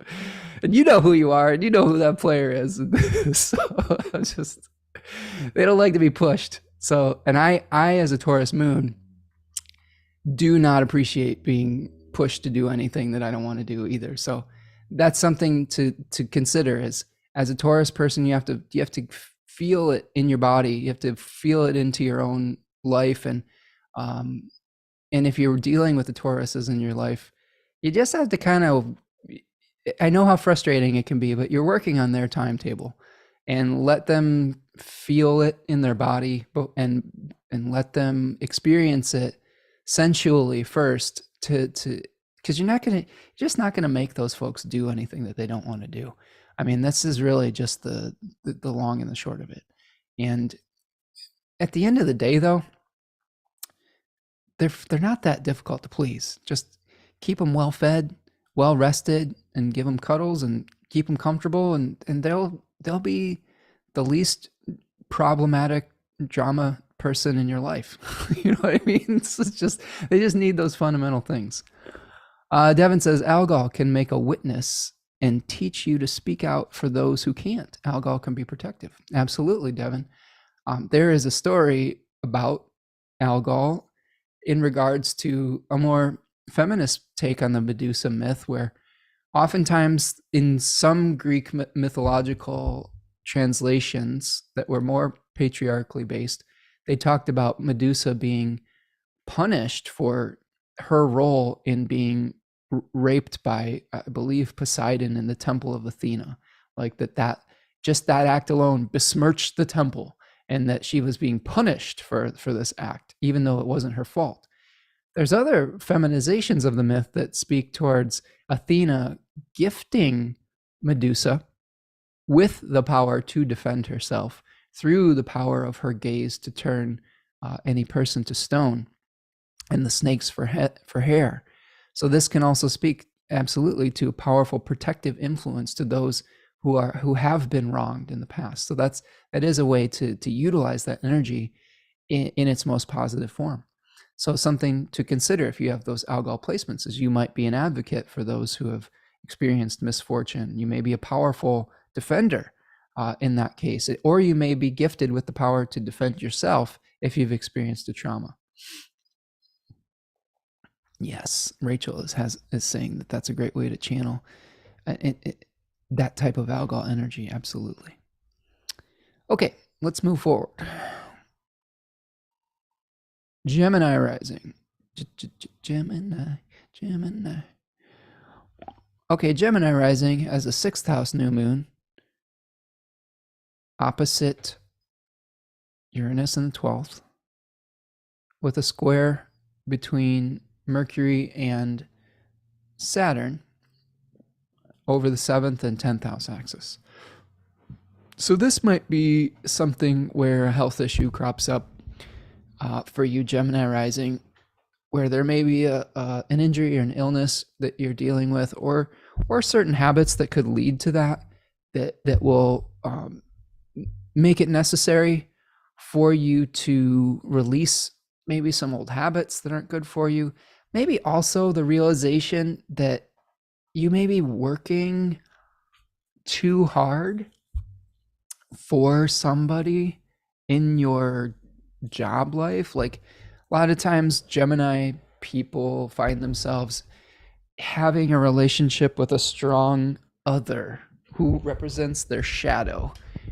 And in this case, this could be through like an authority figure in your job, where you're realizing that, man, I've been working a little bit too hard and it's not bringing me joy. I'm just kind of slaving away at this particular job position, etc. And you might get a little fed up with that, and there might be a conflict about, having to keep grinding versus being able to get the rest that you need. So don't be afraid to advocate for your needs, for solitude and rest. If you're hanging on to the myth of being useful, this might be a time to just let go of that. Like, I know a lot of times people with 6th house placements, I'm thinking about what we could glamorize with the 6th house. We might glamorize being able to endure enormous amounts of work that we don't get credit for. Like that, and yes, you might be tough and you might be a great and enduring person, but everyone has their limits, and sometimes you just have to delegate things to somebody else, and you just have to say, this is enough. I don't have to continue to do this to support someone that I don't believe in. Now, Saturn is moving direct in your 10th house, so a lot of the confusion that you're experiencing through your work may start to alleviate as long as you get real about your responsibilities and what you really want in your public life and your public persona. You could be getting some challenging messaging from a partner or from somebody that you work with, or like a romantic partner that could bring some difficulty to your public life as well. Mac says, "Oh my God, so real." Mac, tell me what's going on. Are you a Gemini rising? What's going on with you? I'd love to hear how this is manifesting for you. I always love to hear how the stories connect. This is one thing that we're doing in our Decan Walk, is we're sharing our lived experiences in real time. And we've had so many incredible connections with these themes and seeing how they play out in different people's lives. I am thinking about opening up enrollment again in Capricorn season. So if that's been on your radar, I think that's one thing I'm really heavily considering, is opening them up at the cardinal turnings. So if you want to join in on this journey, you might have another opportunity around Capricorn season. And you'll, of course, get the full Decan Walk. We'll just have some people coming on at various times and other people jumping off the bus at other times. It might be something that we just continue to do that I think will be educational and fun. Max says, abandoning the myth of being useful was one of the best decisions I've ever made. Oh, good. Oh, good.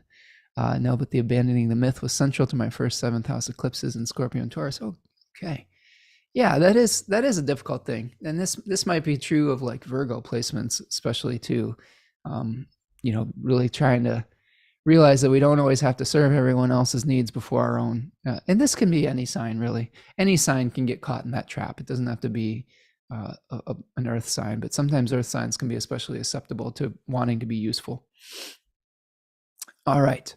So there may be some solace to be taken in the 5th house for you, Gemini rising. You may have a really nice experience just with ways you can seek pleasure out in your life. It could be a really fruitful, creative time. You could have a nice time with your kids if you have them.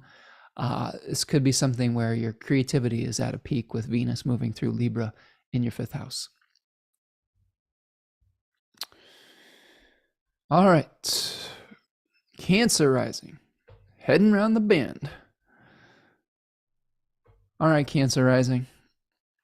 You have a new moon in your 5th house and a square between Mercury and Saturn in the 6th to the 9th, and an opposition to Uranus in the 11th. Venus is moving through your 4th house, giving you a little stuff there. Alessandra, you do the Decan Walk. You should join us. Send me an email if you all are interested in getting in on the Decan Walk. I think, like I said, I'll probably be opening that up prior to Capricorn season. So mid-December might be another entry point for that. So keep your eyes peeled for that. Sign up for the email list if you want updates on how that's going. And it doesn't matter what sign you are. I think we'll be able. We've got all sorts of different risings and suns and moons in that class. It can be this one's for you then, Alessandra, with the Cancer rising. So Cancer rising, new moon in the 5th house could be realization of a way that you seek pleasure in your life that is no longer serving you. There could be something in regards to your children, if you have them, or children in general, where you're having to release an illusion of hanging on to something in your past that is just not bringing you vitality anymore. There could be a conflict with a friend group that you're a part of, or with your social milieu. Earlier in the talk, Alessandra was talking about feeling challenging feelings around the government in Argentina. Am I remembering this correctly, Alessandra? No, that was South America, right? where there was some challenges with authoritarianism coming to Latin America and trying to weather that and preserve democracy. So maybe there's some shocks around that happening. But this could also be in just your local communities as well. Anyone that you share a sense of belief with, there could be feelings of challenge with that Mars-Uranus opposition, and then the opposition with the new moon. There could be news coming from Mercury in Sagittarius squaring Saturn about work that's on your plate, like some heavy lifting that you might have to do that could feel very heavy spiritually for you, that could have you challenging your long cherished belief systems. And there could be something from a foreign place that is making things difficult as well. The good news is that Venus is moving through your fourth house, blessing you with some grace within your family, within your domestic situation, maybe with your roots or through your parents or something of that nature. That's where you could find some peace potentially. Michelle says, my son is a Cancer rising and has learned about his best friend's mom having cancer as well, who's my best friend. Man, Michelle, you've just been going through it, huh? This is a lot going on, friend. Oh boy. So let's see where we would see that. Best friend's mom. Okay, friend's mom would be, what would be the, let's see, that would be the fourth from the third. I'm going to see how this works. This is interesting. So fourth from the third is the sixth house where Mercury is. News, okay, the Mercury Saturn challenge that we just saw in your Capricorn rising chart, where you were experiencing that with who was it that was your sibling that had the similar news? And so now this is happening from the third to the sixth. So the mom of a friend, the fourth from the third. This is what's called derived houses. The fourth house generally is the parents, and we can see that the parents of the third house friend or sibling is experiencing a similar challenge with the Mercury Saturn square. So this is interesting how astrology can be so multifaceted and express itself in so many different ways. So hang in there, Cancer rising. This might be a particularly gnarly new moon for you because the moon is your ascendant ruler and the moon is in its fall in Scorpio. So this is a challenging one for our bodies, right? This is one where we're really might not be feeling at our best physically because the moon is associated with the body as well. It really is a good opportunity to release things that just no longer serve us. And sometimes that just happens. It's not that, like in these circumstances where we're talking about friends that have cancer and all these things, like this isn't anybody's fault. Like this is what I want to also make sure that I'm being clear about, is that Uranus in the third decan of Taurus is showing us that there are forces that are beyond our control, that there are forces of nature that are beyond our control.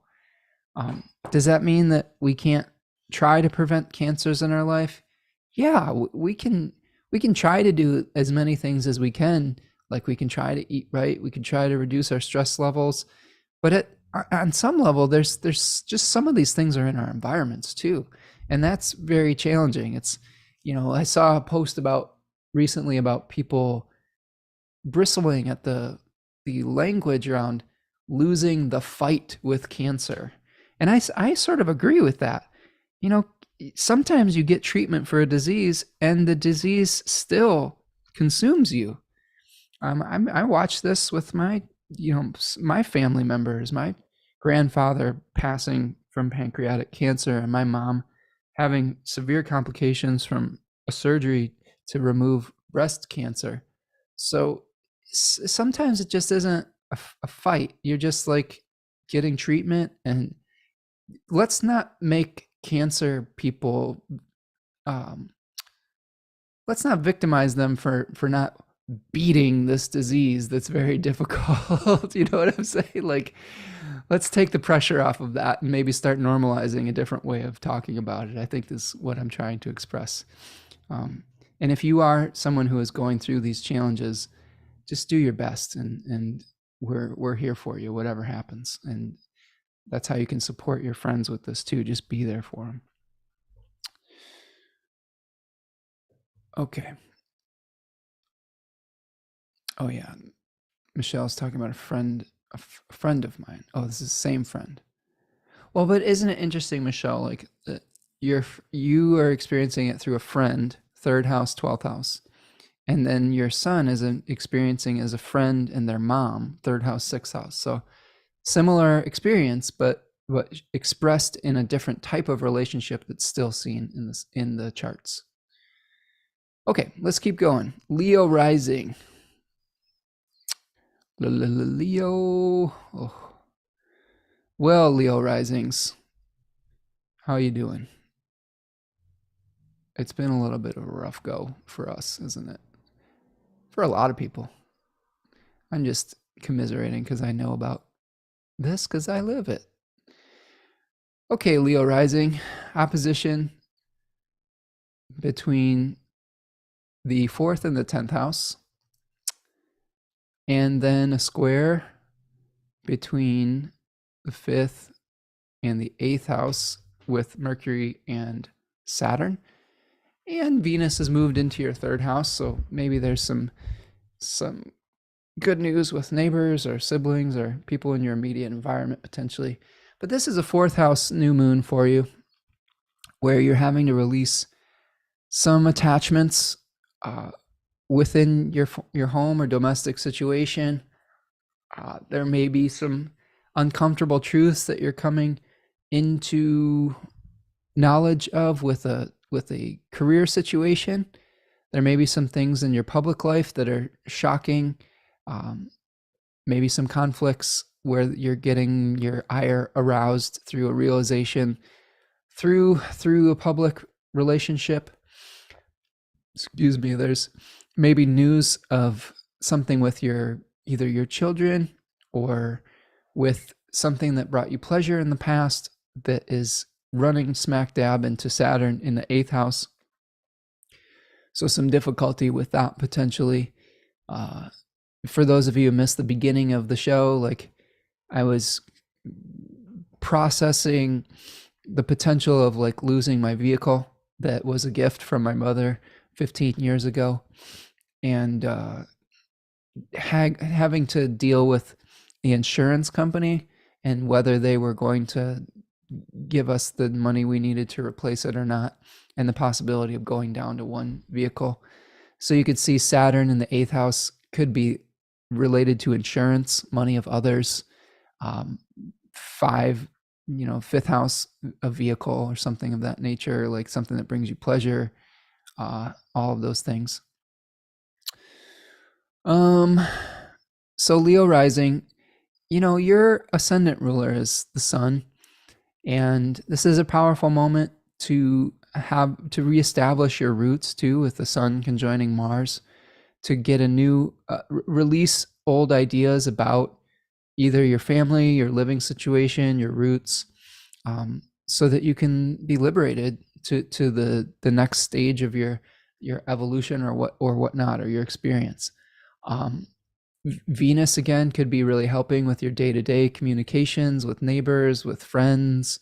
Right? It's a good time to reach out to friends and get their support around this period of time if you're a Leo rising. Keep in mind, Leo rising too, that yes, you're going through the challenging crisis times in your domestic situation, but the sun's going to move into Sagittarius pretty soon, and that really oftentimes will increase the sense of, I don't know, hope that happens for Leo risings, because your ascendant ruler is going to be in a positive house and trining the ascendant. So Sagittarius season might be a little bit easier for you. Although we will have some squares with Mars and Saturn and Mercury and Saturn and the Sun and Saturn. So not the easiest Sagittarius season, but oftentimes I find I get some relief around this period of time as a Leo rising. So hang in there, Leos. You got this. Maintain your integrity, even if you are experiencing the lack of that within people in your milieu. Remember that you are a royal, dignified person, and it is beneath you to stoop to some of the tactics that may be used against you if you're having a conflict with somebody. So hold your head high, flip your mane, and stay on the righteous path. Okay? All right. Let's see, Virgo rising. I'm just checking with the chat here. Oh my goodness. Yeah. Yeah, I try to share my experiences because I know them, I've lived them, and I can speak on them with, I guess, as much authority as anything, right? And my experience isn't going to be universal for everyone with a Leo rising, but you may be able to see threads of a similar theme in your life coming to the fore. And I think sharing our experiences is the greatest learning mechanism. This is why I love the Decan walk so much. Is it is we are learning about the themes, but we're learning about them and connecting them to lived lives. And that's what our in-person meetups are about, is sharing our collective stories, collective storytelling, I like to call it. I provide people with the learning materials, the recorded webinars, the Decan flashcards, the workbooks, the Discord server. But when we come together, we're sharing stories and we're seeing how these are playing out in our lives, and we're seeing how it can play out in so many different ways. The same aspect, the same themes, but through a different lens. It's super cool. Okay, Virgo rising. Virgo rising has a third house new moon, which is opposing Uranus in the ninth. And we're seeing a square between Mercury and Saturn in the fourth to the seventh house.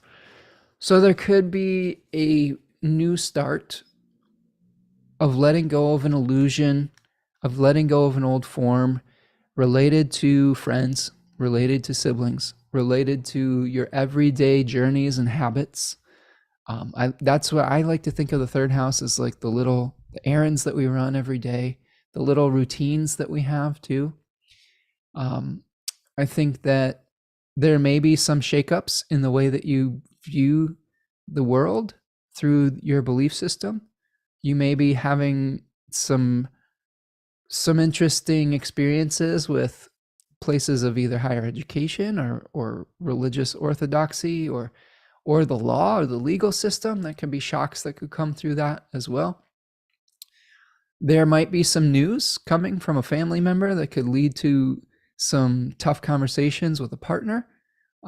There could be something where you're really forcefully expressing yourself to a parent or like to someone who you share roots with, and that could lead to some sober realizations about how you relate to one another. And your ruling planet for your ascendant, Mercury, is going to be in its exile. So this is a little bit of a challenging position for Mercury, although it does have dignity by face. So just be careful, Virgo rising, about getting too passionate about your own personal belief system, and retain that flexibility that allows you to be the great problem solver that you are during this challenging time. Venus is moving through your second house, so there could be some good news regarding finances and resources potentially, and you may be finding some nice rebalancing in the way that you support yourself. Max says, the self is every astrologer's first and best subject. Absolutely. Yes. And then spoken like a true Cancer sun. Right. Well, I can only, communicate through the lens of my own chart. Right. We are all multifaceted, but the planets definitely influence our expression, and I am no different. Okay, let's move on. Let's all of you Libra risings have been so patient. Let's wrap today up with Libra rising. Libra rising is having a second house new moon opposing Uranus in the 8th house, with the square from Mercury to Saturn perfecting over the 3rd and the 6th house. I want you to remind all of you, I didn't mention this earlier, but Mercury is going to be moving out of bounds 2 days after this new moon, and as it emerges as the evening star. Some pretty important messages are going to be happening to us or coming to us in the next week or so. And they may be out of left field a little bit too, with Mercury out of bounds. So just be really careful about how you express your own beliefs around this period of time too, because a lot of the times when Mercury is in Sagittarius, and especially out of bounds, we tend to close our ears and we just don't want to hear any alternative perspective. And this is a time where we need to resist that impulse and try to get, try to be as flexible with that as we can. Because it can really lead us into trouble sometimes when we don't take other viewpoints into account. It can lead to, I think of like a televangelist or something who is like fire and brimstone. I remember like there was this dude at the beginning of the pandemic that he just has an evil face, and I don't remember who this guy is, but I know that I looked up his chart and he had Mercury and Sagittarius and a bunch of weird Sagittarius stuff. And he was like, just blow the disease away. And I was just like, oh my God, this guy. That was something. So, of course, that's silly. And it's important to not be so attached to our one singular point of view that we end up endangering not only ourselves, but others by our attachment to it. So Libra rising, second house, new moon in Scorpio, 3. Maybe a really powerful new moment for getting clear about potential ways that we've been pursuing something that we need to release in regards to our financial health, in regards to things that we put in our mouth, literally, like the second house is sort of like the mouth to the ascendant. So we may be getting clear about some habits around our diet or things like that as well. Venus is moving through your first house, empowering all of your negotiating skills and all of your the skills of a domicile Venus, basically, of saying, okay, how do we create consensus? There could be some conflict between how you support yourself and the resources of someone else, like either through an inheritance or through a legal situation, something of that nature that could cause you to shift the way that you look at your own resources. You could be having to get some uncomfortable realizations about a legal situation after a completion of some sort, like a death, like an inheritance, something like that. There is a square between Mercury and Saturn over your 3rd and 6th house. So there could be some news from a friend or a sibling that causes some realization and thinking about the responsibilities and the burdens that you are carrying, and having some sober moments about all the weight that you may be carrying on your shoulders, like with a 6th house type of experience. Could be a health issue too, where you're having to have some tough discussions about health challenges as well. Okay, well, friends, that is the new moon through the houses. Hopefully that was helpful for you and edifying. Thank you so much for all of your thoughts, contributions today. We have 2 more things to get us through this new moon experience. The first is an I-Ching reading. And this I-Ching hexagram, it's perfect. It's number 18. Number 18 translates to working on what has been spoiled, remedying, decay, repair, restoration. Sounds pretty Scorpio to me. And there is a changing line which says, remedying the ills caused by the mother, it is not appropriate to be steadfast. So these are patterns and habits of behavior that are something that we have maybe inherited from a family member, from maybe even through our passivity and through our maybe being lax or through ignoring something. It encourages us to not use aggressive measures to remedy a past mistake. Okay. So this is encouraging us to really think clearly before we take an strong action, because it might have an effect on other people in our lives and we might not be considering the ramifications. So here's an example. Let's say you have a conflict that's very Mars-Uranus. You feel really frustrated about the shattering of an illusion that you held very tightly, whether it's about a job, a relationship, a habit, etc. And you want to take immediate action where you're like, I'm done with this. I'm tired of this illusion. I'm tired of this person. I'm tired of this relationship, tired of this job, etc. All of this, where you're in a fervor. And it causes you to take an action that is unconsidered, which could have collateral damage for people in your life, including yourself. So it encourages us to slow down, encourages us to consider all the ramifications of our actions. It is something where a change might be necessary. We might need to let go, but we need to do it consciously. Maybe there's a conscious uncoupling, or maybe there's something where you have to consider parts of a relationship that need to be changed without completely taking a sledgehammer to the entire relationship, something like that. Thank you, Michelle, for hanging out with us today.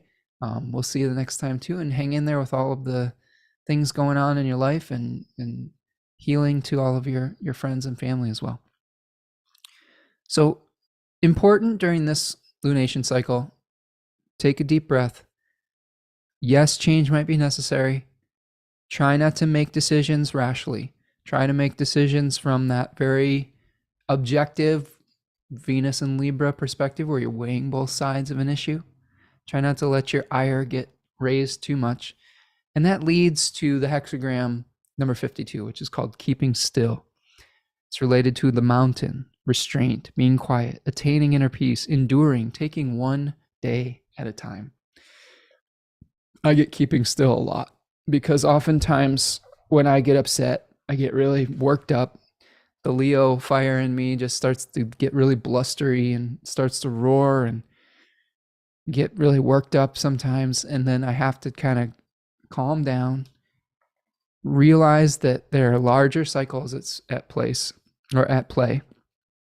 And when we are able to settle the muddied waters, we can make a decision based on clarity versus making a decision versus that is from the water that is stirred up, the silt that is stirred up. When you think of the emotions as a stream, a creek, and let's say life has thrown you a large boulder into that stream, and you're trying to discern where your next step should be, or maybe you lost something in the stream and you're trying to find it, and you're not going to be able to find it after that large boulder has muddied the stream. You're going to have to let things settle and calm down first so that you can see clearly where you should reach, where the next step might be. And that's really important as we move forward through these aspects, is how can you allow the emotions, the stream of emotions, to settle so that you can make a decision based on clarity rather than based on darkness and based on rashness. Because you might be inspired to take a rash action. But again, Taurus 3 talks about releasing the need to make a rash action, of repenting from rashness. 8 was one of the figures in Taurus 3 that the Litai were offering up repentant prayers in the wake of 8 stepping on. 8 translates to ruin and through rashness. And it said that the 8 would step on people's heads to get where they were going. So we may have taken action and rashness that will necessitate repentance in the future. So you can alleviate the need for that by slowing yourself down and taking a time out and taking a deep breath.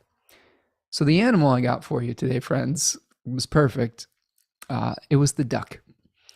And the duck is an animal that symbolizes home, family, change, peace. It has a very strong nesting instinct. It's very protective, but it's very adaptable.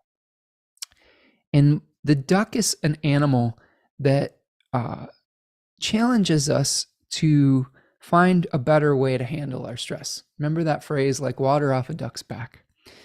So this is something where we have to find our peace within the chaos situations. We have to be flexible and adaptable to the changes that are happening. Keep in mind, friends, that some of the changes are not necessarily your fault. Like there could have been nothing you could have done to prevent this. If you have an accident in your life, if Mars is a planet that brings misfortune, that's not necessarily your fault. So when we're dealing with those challenges, it's important not to blame others. It's important not to blame yourself. There's been a really beautiful reel circulating from Mr. Rogers, who I take no qualms about being inspired by him and his energy. I shared this in my stories, and I've seen it shared in other forums recently where they're talking about